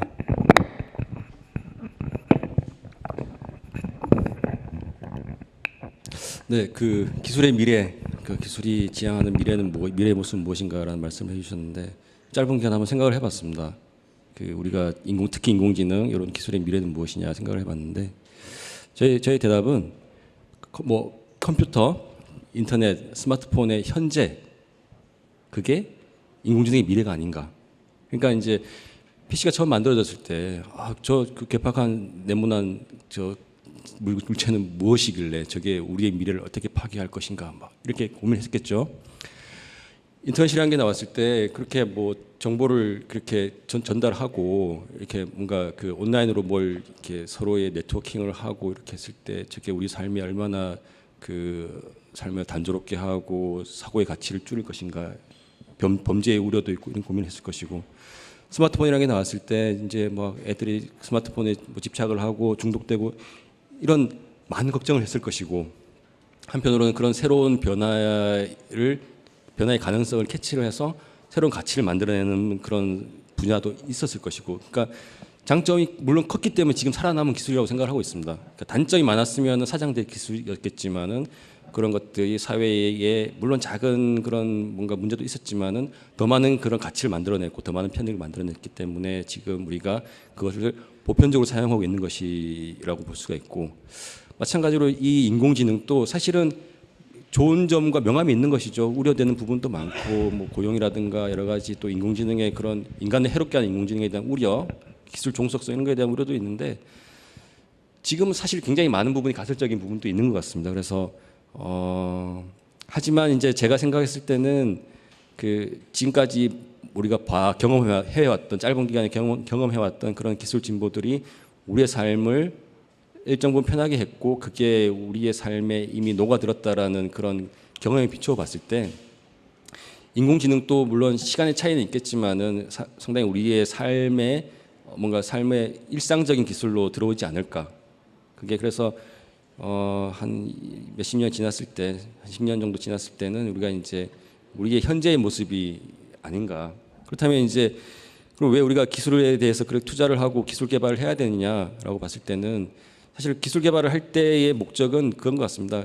뭔가 그 인간에 대한 구속을 좀 해방시켜주는 그런 부분이 있었던 것 같아요. 그러니까 육체 노동이나 그런 반복적인 그런 정신적인 노력, 그다음에 시간들을 해서 인간을 해방시키고 뭔가 그 남는 시간, 남는 여유에 대해서는 좀 더 인간적인 부분에 대해서 우리가 활동할 수 있게 해주는 그런 기능들이 뭐 인터넷이나 PC 다 있었던 것 같습니다. 하지만 이제 결과론적으로는 또 다른 구석이 있었던 거죠. 이제 PC로 인한 구석, 인터넷으로 인한 구석, 스마트폰으로 인한 구석이 있었던 것이고 인공지능도 마찬가지로 우리의 인간의 그런 뭔가 반복적이고 지루한 일상에 대해서 우리를 해방시켜주는 그런 기능도 있었겠지만 또 그럼으로 인해서 우리는 또 다른 구조로 가는 게 아닌가. 그래서 이렇게 뭔가 이렇게 순환되는 그런 사이클로 가는 부분이 아닌가라는 생각이 좀 들었습니다. 네네 당연히 질문에 답변에 대해서 어떻게 생각하셨는지 답변해 주셨습니다. 뭐 제가 보기에는 이게 두 분이 인문학자는 아니신 것 같은데 굉장히 인문학적인 얘기를 많이 하셔서 참 좋습니다. 저는 그 오늘 그 두 분 발표를 들으면서 이런 생각을 했습니다. 두 분 공통적으로 말씀하셨던 것이 아까 정 박사님 뭐 행복한 삶 마지막에 말씀하셨었고요. 그리고 이제 뭐 안전 얘기하시면서 그 사고나 노동자들에 대한 말씀도 해주셨습니다. 저 그걸 들으면서 기술의 미래는 결국 기술이라는 것은 우리의 미래에 의해서 정말 따뜻한 기술이 되어야 하지 않을까. 결국 그런 따뜻한 기술이라고 얘기하는 거 두 분이 오늘 다 말씀하셨지만 결국 인간에게 어떻게 적용되느냐에 대한 문제일 겁니다. 근데 이제 우리가 한편으로 좀 생각해 봐야 되는 것은 현재를 그대로 두고 현재를 조금만 개선하는 방법들은 사실상 현재를 연장시키는 방법이죠. 현재를 연장한 건 미래일 수 없습니다. 그건 현재일 따름이죠. 우리의 대부분의 미래학들이 대부분 현재의 트렌드를 쫓아서 미래를 자꾸 산출해내려고 합니다. 그래서 우리에겐 미래가 안 보이죠. 하나만 더 얘기해보고 싶은 건 이렇습니다. 이런 맥락에서 아까 정 박사님 말씀하셨던 것처럼 사회복지사들이 왜 이래 업무에 지쳐서 정작 자신들이 해야 할 사회복지 업무는 못했을까? 더 많은 사람이 필요했다라면, 보완이 됐더라면, 그 노동자들이 그렇게 하루하루 쓰이고 그냥 부속품처럼 대해지지 않았다라면 그들에 대해서 그렇게 소홀하게 이름도 안 줬고 현장에 투입할 수 있었을까? 우린 이런 문제가 해결되지 않으면 어떠한 기술을 도입해도 인간에게 기술은 결코 따뜻할 수 없을 거라는 생각을 한번 해봅니다. 두 분 오늘 발표를 들으면서 그런 생각을 해봤습니다. 좋은 말씀 감사합니다. 김종규 수석연구원님께서는 사실 철학을 전공하신 걸로 제가 알고 있는데, 네네, 아주 인문학적 관점에서 저희가 기술을, 인공지능 기술을 기술로만 접근하기보다는 정말로 인간의 삶에 어떤 의미와 가치를 가져올 수 있는지에 대해서 다뤄볼 수 있는 좋은 질문이었습니다. 감사합니다. 네, 다음으로는 저희 박진아 박사님, 마찬가지로 앞서 두 분께서 발표해 주신 내용에 대해서 코멘트가 있으시다면 간단하게 말씀해 주시고 또 발표자분들께 질문을 해주시면 감사하겠습니다. 네, 안녕하세요. 저는 국토교통과학기술진흥원의 박진아라고 합니다. 저 오늘 발표를 들으면서 저희가 생각하는 부분은 이제 인간의 행위가 변해야 되고 우리의 삶이 지금까지와는 어떤 차이를 가져가야 되는데 그 차이를 우리가 바꿔나가지 않으면 이런 수많은 테크놀로지가 발달을 해도 예를 들어서 우리의 생산성이 몇십 년간 동일한 수준이거든요. 그리고 효율적인, 효율이라면 에너지의 효율, 교통의 효율, 우리의 삶의 효율이 얼마나 좋아졌는지에 대한 부분들이 상당히 크다고 생각합니다. 그래서 이런 커넥티드 테크놀로지가 되면서 어떤 페이스 레코그니션이나 이런 기술들이 현재는 어떤 관제나 안전, 재미를 위해 사용되지만 이것들이 보편적인 기술이 되려면 이런 우리의 라이프 스타일의 변화를 어떻게 가져오고 그리고 우리가 어떻게 기술이 융화되어져서 살아갈 건지에 대해서 좀 더 구체적으로 미래상이나 어떤 이런 어떻게 우리가 살아가야 되는지에 대해서 좀 고민하신 게 있으면 좀 더 답변해 주시면 감사하겠습니다. 어느 분부터? 네네.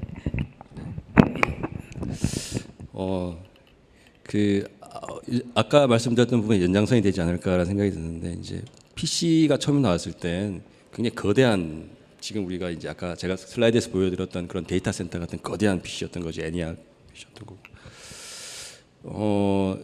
스마트폰이 이제 물론 이제 가상적으로 이제 만들어졌을 때 그 스마트폰이 담고 있는 그런 기능들 카메라도 있고 전화기도 있고 문서 편집기도 있고 5만 가지 기능들이 만약에 이제 그 안에 들어가 있지 않고 개별적인 그런 기기로 있었을 때는 굉장히 그런 거대한 그 되는 것이죠.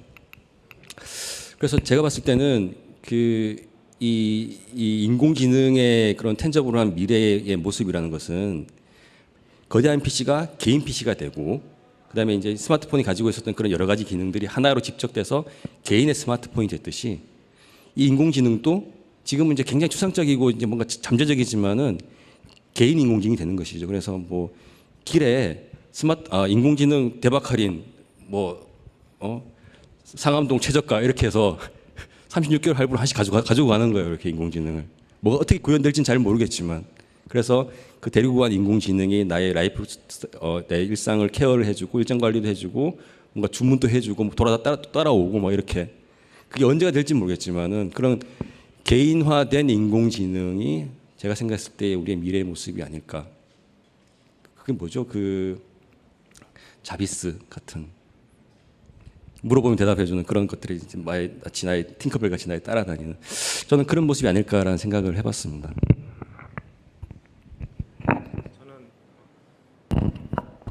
저는 뇌과학 측면에서 좀 말씀드리고 싶은데요. 뇌라는 게 굉장히 이제 플렉서블한 이제 기관이기 때문에 거기다가 뭘 붙여도 자기의 확장으로 생각한다고 합니다. 예를 들어 가지고 이제 사람이 이제 그 뇌를 가지고 굉장히 잘 사용하는 사람 이제 뭐랄까 생물 중에 하나죠. 그래서 예를 들어서 이제 포크레인 기사 같은 경우는 포크레인 딱 앉아 있으면 포크레인 끝에 있는 그 감각까지도 손에서 느끼는 거예요. 그리고 여러분들도 이제 그걸 그대로 느끼는 게 차에 딱 타면은 차 끝 모서리까지도 그대로 느끼지 않습니까? 그래서 옆에 이제 누가 이제 벽을 부딪히지도 않고도 운전을 굉장히 잘할 수 있는 이유는 본인이 그걸 그만큼 확장이 됐기 때문에 그렇거든요. 마찬가지로 인공지능은 여러분들한테 그러한 감각이나 아니면 능력을 확장시키는 것 중에 하나인 굉장히 좋은 도구인 거죠. 그래서 그런 걸 굉장히 잘 활용할 수 있도록 어렸을 때부터 이제 새로운 세대들은 교육을 시키고 그 다음에 이제 9세대 저희 같은 세대들도 여전히 이제 그걸 갖다 어떻게 툴로서 잘 사용할 수 있는지 그것만 한다면 굉장히 많은 일을 그 전에는 할 수 없었던 많은 일을 할 수 있으리라고 생각을 합니다. 네.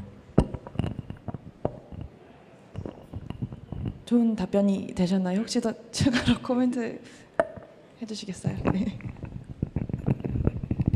뭐 저희도 이제 같은 맥락에서 스마트 시티라는 거에 대한 이제 혁신 동작 프로젝트로 진행을 하고 있는 범부처 사업을 진행을 하고 있습니다. 이 같은 곳에서도 이 같은 프로젝트에서도 말씀드린 바와 같이 그 현재 우리가 발생하고 있는 우리가 삶 속에서 보지 못했던 부분들 그리고 우리가 다루지 못했던 부분들 예를 들어서 데이터가 다 분산되어져 있으면 그것들을 한 번에 보면 제가 A에서 B를 가는데 버스를 탈지 뭐 택시를 탈지 뭐 개인 모빌리티를 탈지 이런 것들의 선택적 다양성 그리고 나의 삶에 맞춰진 뭔가 니즈의 부합성 등에 엮여져서 어떻게 보면 나의 만족도와 그리고 미래적인 삶에 대한 여러 가지 이게 결부되어지는 거라고 다 엮여지는 거라고 생각이 듭니다. 이와 같은 측면에서는 이제 크게는 우리가 제한적인 삶 속에서 어떻게 지속 가능할 것인가에 대한 문제점도 있고요. 그리고 우리가 현재까지 이 도시가 발전해 오면서 간과했던 이제 그 도시의 문제들, 다양하게 있는 문제들을 이와 같이 이게 복합적으로 해결할 수 있는 기술들이 AI라는 게 등장하면서 이제 모두 다루어질 수 있는 보지 못할 것들에 연결하고 우리의 삶 속에 있는 어떤 이런 그 생태계를 바꿀 수 있게 되는 것까지가 이제 AI의 기술의 발전상이라고 생각을 하고 있습니다. 네, 이상입니다. 좋은 말씀 감사합니다. 모두 일반적으로 생각하기 쉽지 않은 부분들에 대해서 다 짚고 넘어가 주셔서 그 발표 내용에 덧붙여서 시청자분들 저를 포함해서 인공지능 기술에서 깊은 지식이 없는 분들도 이해를 좀 더 해볼 수 있는 좋은 질문들이었습니다. 같습니다. 다음으로는 저희가 이제 질의응답 시간으로 넘어가도록 하겠는데 지금 발표를 보시면서 시청자분들께서 지금 수십 개가 넘는 질문들을 보내주셨어요. 저희가 그 중에서 아주 엄선해서 이제 몇 가지 질문을 드릴 텐데 혹시 본인 질문이 선택되지 않다고 하시더라도 저희가 이제 방송 종료 후에 웹사이트에 발표 자료를 게시할 예정이고 질문들에 대한 답변 또한 다 같이 올릴 예정이기 때문에 그때 다시 읽어주시기 바랍니다. 자, 그럼 먼저 정준하 박사님께 첫 번째 질문을 드리겠습니다. 그 시청자분들이 또 물어보신 질문 중에 하나는 자율주행을 테슬라 사고에서 있듯이 AI 인공지능 결정에 의해 발생한 사고 책임의 한계는 어떻게 적용이 될까요? 이 부분에 대해서 답변해 주실 수 있겠습니까? 네. 조금 어려운 질문인 것 같죠? 일단 그 질문자 분께 그 굉장히 그 질문의 수준에 대해서 굉장히 좀 높게 평가한다는 말씀 꼭 드리고 싶습니다. 자, 사실 이게 결론은 지금 많은 그런 법 전문가들이 이 부분에 대해서 굉장히 오랜 기간 동안 설왕설래를 해가면서 지금 논의를 하고 있는 단계라서 사실 제가 지금 상황에서 이게 어떻게 책임을 부과를 해야 된다라는 것을 말씀드리는 게 좀 조심스럽습니다. 조심스럽고 하지만 이제 대원칙은 제조물 책임인 거죠. 이제 그 대조물 책임이고 지배자 책임인데 그런 현재 상황에서 지금 단계에서는 일단은 사람이 참여하는 형태의 AI이기 때문에 완벽하게 제조물 책임을 물리긴 좀 어려운 단계고 그것을 옆에 이제 그 AI 그 자율주행차를 지배하고 있었던 건 저인 거죠. 사람인 거죠. 그래서 사람의 책임이 일부 포함되어 있는 상황이라고 생각을 하고 앞으로 이제 완성된 형태의 자율주행이 됐을 경우에 그러니까 이제 완성된 형태라는 거는 사람의 개입 없이 이제 그 차량 스스로의 판단으로 이제 주행이 가능한 단계가 되면은 그때는 이제 제조자의 그런 책임이 좀 더 부각되는 강화되는 그런 형태인 것이고 사실 이것은 그런 형태의 책임도 물론 중요하지만 이제 보험 문제 그다음에 이제 뭐 여러 가지 차량의 운전면허 문제 이런 굉장히 많이 결합되어 있는 그런 상황인 것 같습니다. 그래서 앞으로 이 부분에 대해서는 물론 질문자와 같은 그런 형태의 관심을 가지고 계신 분들이 굉장히 많이 있습니다. 그래서 그런 관심과 여러 가지 그런 제도적인 논의, 그다음에 법 전문가들의 논의, 그런 보험업계의 논의, 제조자의 논의, 굉장히 많은 부분이 논의를 하고 있으니 관심을 가지고 계속 지켜보시면 점점 더 좋은 대답이 나오지 않을까라는 생각을 말씀을 드릴 수 있을 것 같습니다. 네, 당황하지 않으시고 좋은 답변 해주셔서 감사드립니다. 다음으로는 김정배 박사님께 질문을 드리겠습니다. 질문이 조금 긴데 제가 읽으면서 그런 설명을 드릴게요. 영상 분석 기술의 발달로 방범용 CCTV 분야에서 지능형 CCTV가 도입되고 있는데 실제로 운영을 해보면 아직까지 만족할 만한 수준은 아닙니다. 기술의 발달과 실제 적용과는 아직 거리가 있는데 일반적인 상용화까지 보완해야 할 점은 무엇이라고 생각하십니까? 사실 이런 방범용 이제 CCTV 분야는 되게 많은데 방범용 CCTV 쪽에서도 이제 저희가 참여를 한 적이 있었습니다. 이제 좀 큰 이제 시의 이제 어떤 시인지는 밝히지는 않겠습니다. 거기 이제 시의 CCTV를 이제 저희가 접속을 해서 물론 뭐 회사가 회사에서 할 수는 없고요. 그건 가능하지 않고 그 시에 있는 이제 컨트롤 룸이 있습니다. 그래가지고 저희 그 AI 인퍼런스 서버를 들고 들어가가지고 거기서 학습시키고 거기서 이제 돌리고 뭐 그렇게 했었는데 거기에 이제 4,000대 카메라가 있었습니다. 그래서 4,000대 카메라 연결해가지고서는 이제 했는데 뭐 좋은 반응도 있었고 아직 아쉽다는 반응도 있었습니다. 이제 좋은 반응은 어떤 거냐면 이제 그 언어로 그 검색이 가능한 거죠. 예를 들어서 뭐 20대 청년이 뭐 빨간 모자를 쓰고 뭐 파란 가방을 들었는데 뛰고 있는 장면을 찾아라. 그럼 4,000대 카메라에서 뽑아올 수 있거든요. 근데 아쉬운 점은 뭐냐면 그 사람의 얼굴을 인식할 수 있을까 했을 때는 그거는 이제 CCTV 화질 문제가 또 있습니다. 그래서 사실 사람이 보더라도 얼굴 분류하기가 상당히 쉽지는 않거든요. 그래서 이제 그리고 CCTV가 이제 바깥에 노출되어 있기 때문에 조명 조건이 계속해서 하루 24시간을 보면 상당히 많이 변하고 있습니다. 그리고 그거를 365일 하다 보면 사람들의 옷차림도 다 바뀌는 거죠. 그래서 그 당시에 이제 저희들도 좀 이제 아쉬웠던 부분이 저희가 처음에 겨울에 들어가 가지고 이제 사람들을 학습을 시켰어요. 그랬더니 한참 하다 보니까 옷차림이 바뀌어 버려요. 반팔로 바뀌고 가벼운 옷차림을. 그러다 보니까 이제 인식률이 막 떨어지는 모습도 보이고 하거든요. 근데 결국은 딥러닝은 학습 데이터가 얼마만큼 제너럴리티, 그러니까 일반성을 보장하느냐에 따라서 그 성능이 좌우되는데 그 당시에 이제 좀 부족한 데이터도 한몫했었죠. 그래서 지금은 이제 다른 회사에 이제 맡겨가지고 뭐 1년 동안에 많은 데이터를 확보해가지고 보완하도록 하는 일을 이제 하도록 했는데 이제 사실 그 한계는 있습니다. 그럼에도 불구하고 도움이 되는 분야는 아직까지는 여전히 있으니 그거를 너무 실망하지 말고 될 수 있는 분야에서 투자를 하시면 언젠가는 안 되는 부분도 되거든요. 지금 인공지능 기술이 완성이 아니거든요. 제가 봤을 때는 이제 발걸음 하나 딱 뛴 겁니다. 인공지능 이쪽 딥러닝이라는 게 처음 세상 사람들에게 알려진 게 뭐 2012년 그다음에 사람들이 이제 이걸 갖다가 쓰기 시작한 건 2014년 이 정도거든요. 그럼 지금 몇 년 안 됐습니다. 앞으로 갈 길이 굉장히 많거든요. 근데 조금 써보고 너무 막 큰 기대를 가지고 쓰다가 실망하시면 그다음부터는 투자가 일어나지 않습니다. 그러다 보면 이제 몇 년 지나면 외국 기술만 다 들어와 있죠. 그렇게 해서는 안 될 것 같습니다. 그래서 안 되는 거는 확실히 이제 엔지니어나 이제 저 같은 이제 사업가들이 정확하게 얘기해야 돼요. 뭐는 되고 뭐는 안 된다는 걸 거짓말하면 안 되겠죠. 그래서 잘 얘기하고 그 한도 내에서 잘 쓰면 될 것 같고요. 방범용 CCTV는 아니지만 저희가 아까 캘리포니아 산불 감시에도 저희 거를 활용한다고 말씀을 드렸잖아요. 그것도 CCTV인데 원래는 그 회사가 굉장히 많은 카메라를 산에다가 설치해가지고 산불을 찾는데 한 사람이 4대 카메라만 볼 수 있거든요. 너무 많은 카메라 보면 이제 정신이 산만해져가지고 볼 수가 없습니다. 그래서 하루에 3교대를 또 돌아가고 있어요. 그렇게 수동으로 보던 걸 저희 회사 기술을 적용했더니 한 사람이 100대까지 볼 수가 있습니다. 그것도 알람 주는 거만 확인만 하면 되는 거거든요. 그래서 여전히 도움되는 부분이 있어요. 그렇다면 저희 회사 기술이 완벽하냐? 100%다 찾냐? 그렇지는 않습니다. 그렇기 때문에 여전히 확인 작업이 필요한 거죠. 그래서 한계는 있지만 그래도 가능성은 상당하니 투자를 하고 활용을 하셨으면 좋겠다라고 말씀드리고 싶습니다. 네. 네, 이 질문을 주셨던 분께서 충분히 답변에 만족하셨을 거라 생각이 됩니다.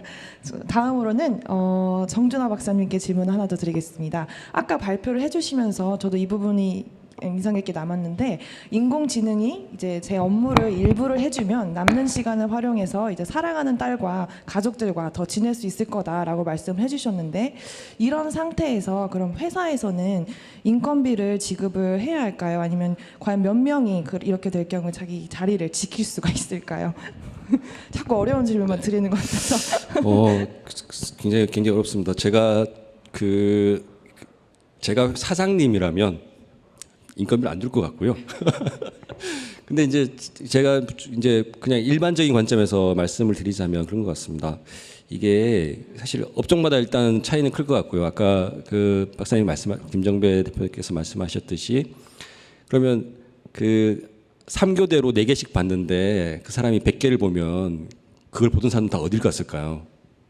그런 문제가 있는 거죠, 이제. 그래서 업종마다 다른데 근데 이제 그건 업종별 편차가 있기 때문에 이제 고용이 좀 줄어드는 업종도 있겠지만은 고용이 또 늘어나는 업종도 있을 거예요, 분명히. 뭐 일단은 대표님께서 벌써 60명의 직원을 채용하셨지 않습니까?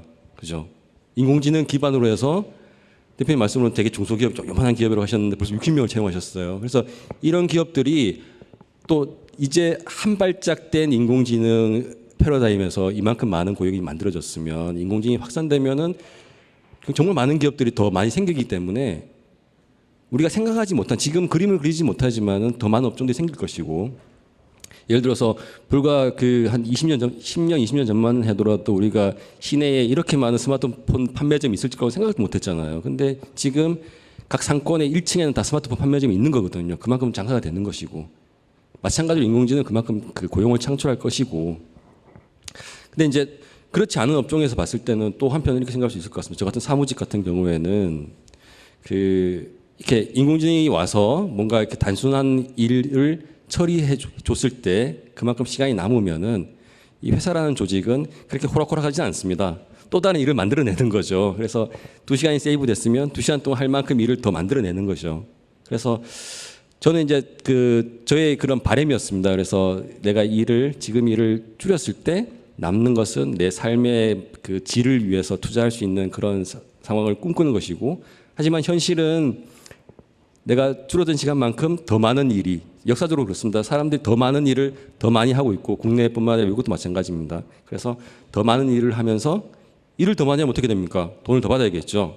그래서 더 많은 일을 하고 더 많은 인건비를 받고 그래서 더 많이 생산을 해서 그게 다시 좋은 인공지능에 투자가 되고 이런 그런 산업 생태계가 만들어지지 않을까 생각을 해봤습니다. 네, 긍정적으로 바른 관점에서 말씀해 주셔서 네. 부디 그렇게 좋은 쪽으로만 흘러갔으면 좋겠습니다. 혹시 다른 분들께서도 같은 질문에 코멘트가 혹시 있으실까요? 다른 관점을 가지고 있다 뭐 있으신가요? 제가 분위기를 좀 깨볼까요? 네, 아니 입이 약간 움찔하시는 걸 제가 사실 봐가지고 혹시 의견 있으시면 공유해 주셔도 좋을 것 같습니다. 뭐 시간은 많지 않으니까요. 간대 말씀드리면 그 한나 아렌트라는 철학자는 1956년에 인간의 조건이라는 책을 내요. 거기서 인간의 활동적 삶을 3가지의 범주로 나눕니다. 첫 번째가 노동, 두 번째가 일, 세 번째가 행위라고 하는 점. 인간에게 있어서 노동은 기본적으로 이제 생존을 위한 활동이었고요. 아까 정 박사님 말씀하셨지만 그리스에서 노예제가 시작된 것은 자연에 대한 의존성을 그러니까 결국 우리가 먹고 살기 위해서는 자연에 의존해야 되는데요. 의존이라고 하는 점을 벗어났을 때 인간은 진정 자유로울 수 있을 것이다. 그래서 이 노예에게 이제 전담을 했었죠.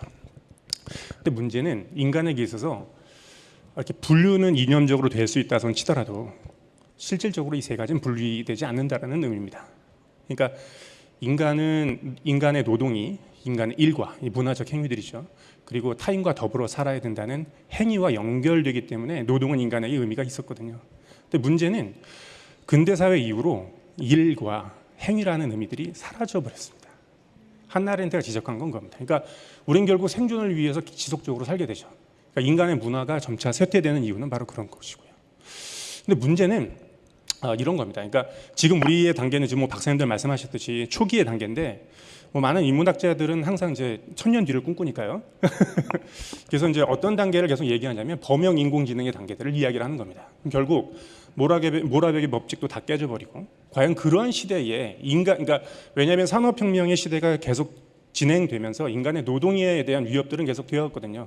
근데 인간이 유일하게 활동할 수밖에 없는 게 노동이라고 한다면 그 노동이 박탈될 때 무엇을 할 것이냐라는 겁니다. 그러니까 두분 박사님도 계속 얘기했지만 지금 초기 단계에서 뭐 더 많은 일자리가 생길 수도 있겠지만 한편으로 보면은 이 일자리들의 상실이라는 우려들도 계속 있는 것이고요. 그러니까 두 분은 뭐 또 긍정적으로 볼 수도 있겠지만, 그러니까 예를 들면 OECD도 굉장히 긍정적인 그 답변을 내놨지만 그렇지 않은 부분에서는 굉장히 부정적인 답변이 나오고 있는 거거든요. 그러니까 이러한 어떤 문제들이 여전히 우리에겐 남아 있다. 그래서 우리가 생각해봐야 되는 건 인간에게 일이란 뭐냐라는 것들을 물어봐야 되는 겁니다. 그러니까 이것들을 도입하면 이런 것들을 얼마나 줄일 수 있다. 그걸 넘어서서 인간에게 이 일이 왜 필요할까? 인간은 일을 통해서 어떻게 살까? 인간이 무엇이냐에 대한 물음이 없으면 어떠한 기술도 아까 말씀드렸듯이 따스해질 수 없을 거라고 저는 생각을 합니다. 그러니까 우리에게 진정한 위협들은 바로 그런 겁니다. 그러니까 그러한 편리가 인간이 무엇인가에 대한 질문의 의미를 없애버리게 되면 우리의 미래는 정말 암울해질 수도 있기 때문에 그러니까 굉장히 중요한 기로라고 생각을 합니다. 지금 초기이니까 더더욱이 우리가 이러한 점에 있어서 긍정적인 면도 굉장히 중요한 거고요. 한편으로는 그러한 노력들도 필요한 거고 이게 바로 기술과 인문학이 끊임없이 만나야 되는 이유이기도 하고 이 자리가 필요한 이유이기도 하다고 생각을 합니다. 네, 좋은 말씀 감사합니다. 역시 한 방향적인 관점에서뿐만 아니라 저희가 다양한 시각에서 의견을 듣는 게 참 중요한 자리인 것 같습니다. 저희가 질문들이 굉장히 많이 준비가 되어 있는데 시간 때문에 제가 마지막 질문을 하면서 이제 토론자 및 발표자분들께 질문을 한 번씩 드리겠습니다. 공통적으로 드려도 될 질문인 것 같아요. 앞서 해주신 말씀들과 연결도 되는 질문인데 사실 김정배 박사님께 들어온 질문인데 AI가 그럼 대체할 수 없는 분야는 과연 어떤 것이 있을까? 이 질문입니다.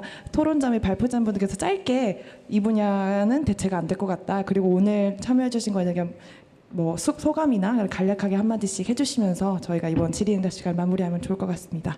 자. AI가 대체할 수 없는 분야는 엄청 많습니다. 사실 엄청 많고요.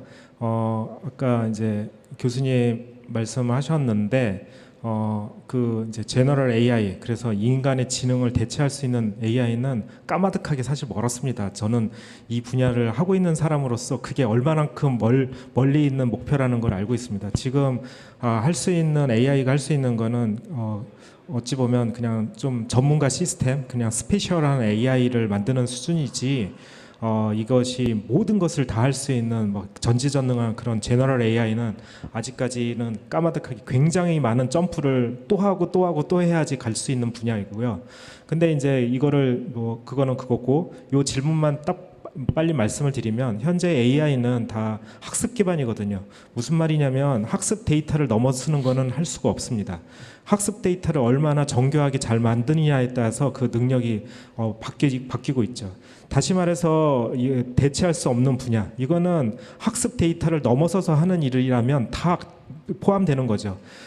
예를 들어 가지고 뭐 렘브란트 그림 화풍을 갖다가 뭐 학습시키면 그 화풍은 따라할 수 있지만 그 외에 새로운 그림은 그릴 수가 없는 거죠. 반 고흐도 마찬가지고.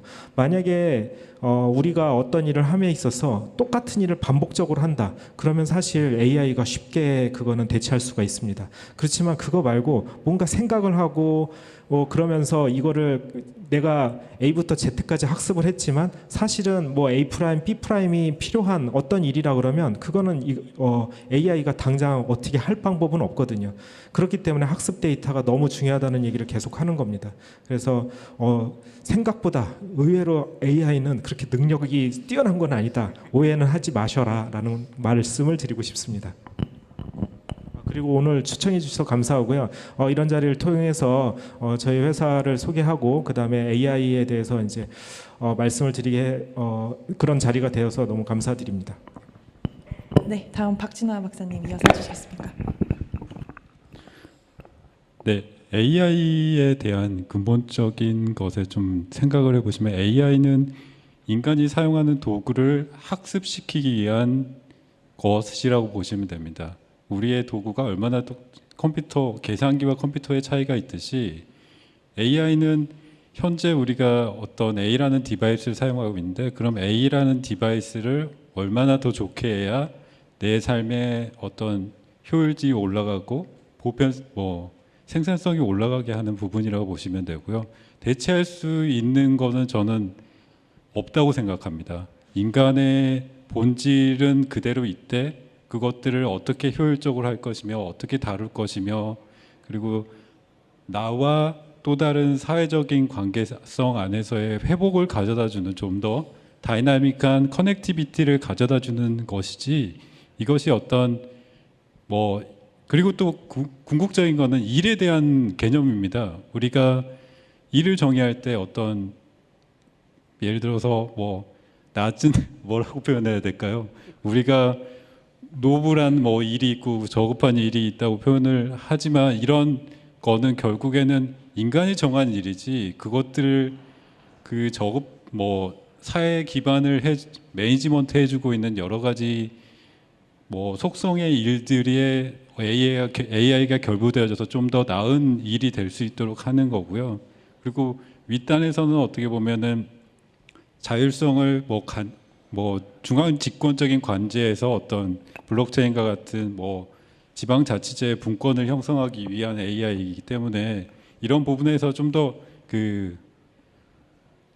뭐라고 해야 될까요? 좀 더 긍정적인 마인드로 세상을 보시면 나와 AI는 어떻게 갈 것이며 이런 것들에 좀 더 고민을 하면 좀 더 나은 미래의 상을 저희가 더 그릴 수 있지 않을까 생각합니다. 그리고 이 자리에서 저는 사실 건축이고 이런 부분이기 때문에 제가 이제 딥러닝을 이용해서 잠깐 말씀을 드리면 이런 섹터의 구분이 없습니다. AI가 어떤 IT 분야에서 해야 되는 게 아니라 건축도 인간의 이모션이라는 걸 다루기 때문에 이모션을 공간이 어떻게 반영을 해서 공간에 AI 지능을 넣어서 창문을 열어야 될지 닫아야 될지 이런 것들의 서포트를 일을 더 잘할 수 있게 쾌적하게 할 수 있는 부분이기 때문에 인간과 기술과의 공존을 좀 더 고민하는 자리가 되지 않았나 싶습니다.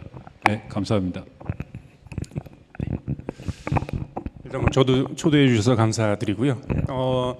아까 렘브란트 그림 말씀하셨는데 렘브란트 그림이 16세기에 거울이라는 기술이 발달하지 못했으면 우리에게 그려지지 않았을 겁니다. 그리고 16세기 인간은 태어나서 처음으로 자신의 모습을 정확히 보기 시작합니다.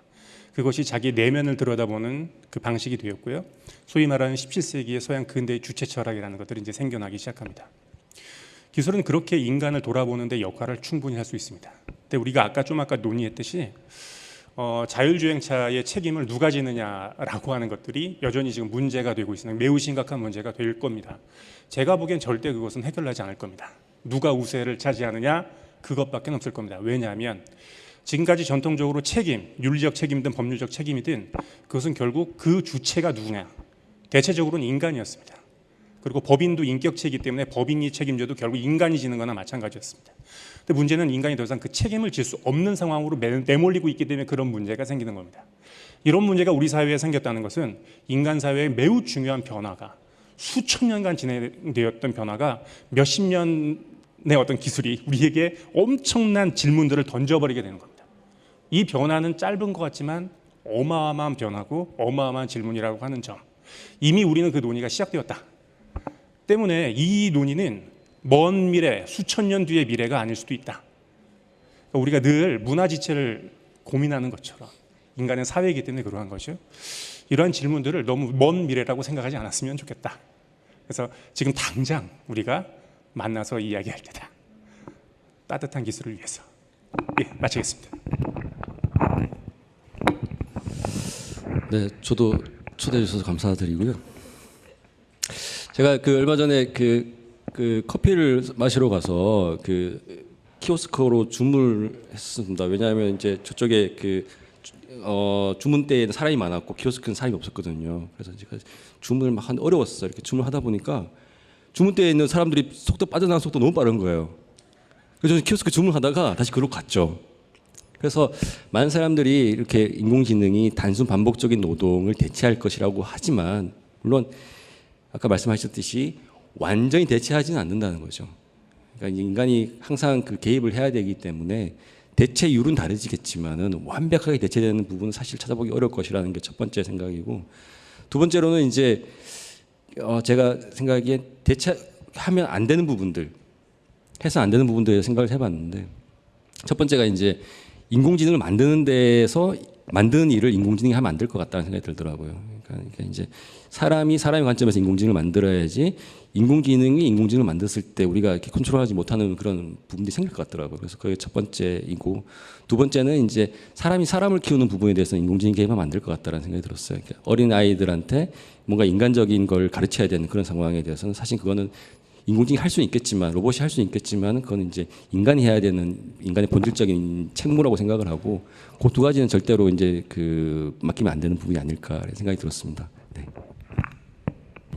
좋은 말씀 감사합니다. 또 시청자분들께서 워낙 좋은 질문들을 던져주셔서 저희가 오늘 이 자리에서 의미 있는 토론을 할 수 있었던 것 같습니다. 앞으로도 이런 자리들을 통해서 저희가 이 주제에 대해서 오늘 바로 답이 나오는 것들이 아니기 때문에 지속적으로 관심을 갖고 계속해서 어떤 식으로 저희 삶에 인공지능 기술을 활용하는 것이 좋을지 다 같이 고민해야 될 질문이라고 생각합니다.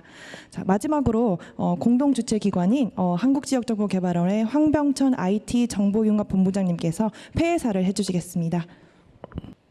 안녕하십니까. 한국지역정보개발원 IT정책융합본부장 황병천입니다. 먼저 오늘 나우만 재단과 우리 개발원이 공동으로 개최한 4차 산업혁명 온라인 워크숍에 참여해 주신 모든 분들께 감사를 드립니다. 저희 개발원은 지역정보화 전문기관으로서 디지털 정부 서비스뿐만 아니라 4차 산업혁명 분야에도 지속적으로 관심을 갖고 다양한 활동을 펼쳐오고 있습니다. 오늘 워크숍은 인공지능을 주제로 개최한 첫 번째 온라인 행사입니다. 다소 부족한 점이 있었다면 열리 양해 부탁을 드립니다. 앞으로도 저희 개발원은 연말까지 다양한 주제로 워크숍을 진행할 예정이오니 많은 관심과 참여를 부탁드립니다. 끝으로 오늘 발표해 주신 발표자 여러분, 그다음에 토론자 여러분, 나우만 재단에 감사드리고 무엇보다도 전국에서 온라인으로 참여해 주신 분들께 깊은 감사를 드립니다. 감사합니다. 네, 이상으로 한국지역정보개발원과 나우먼 재단 정기 워크숍을 마치도록 하겠습니다.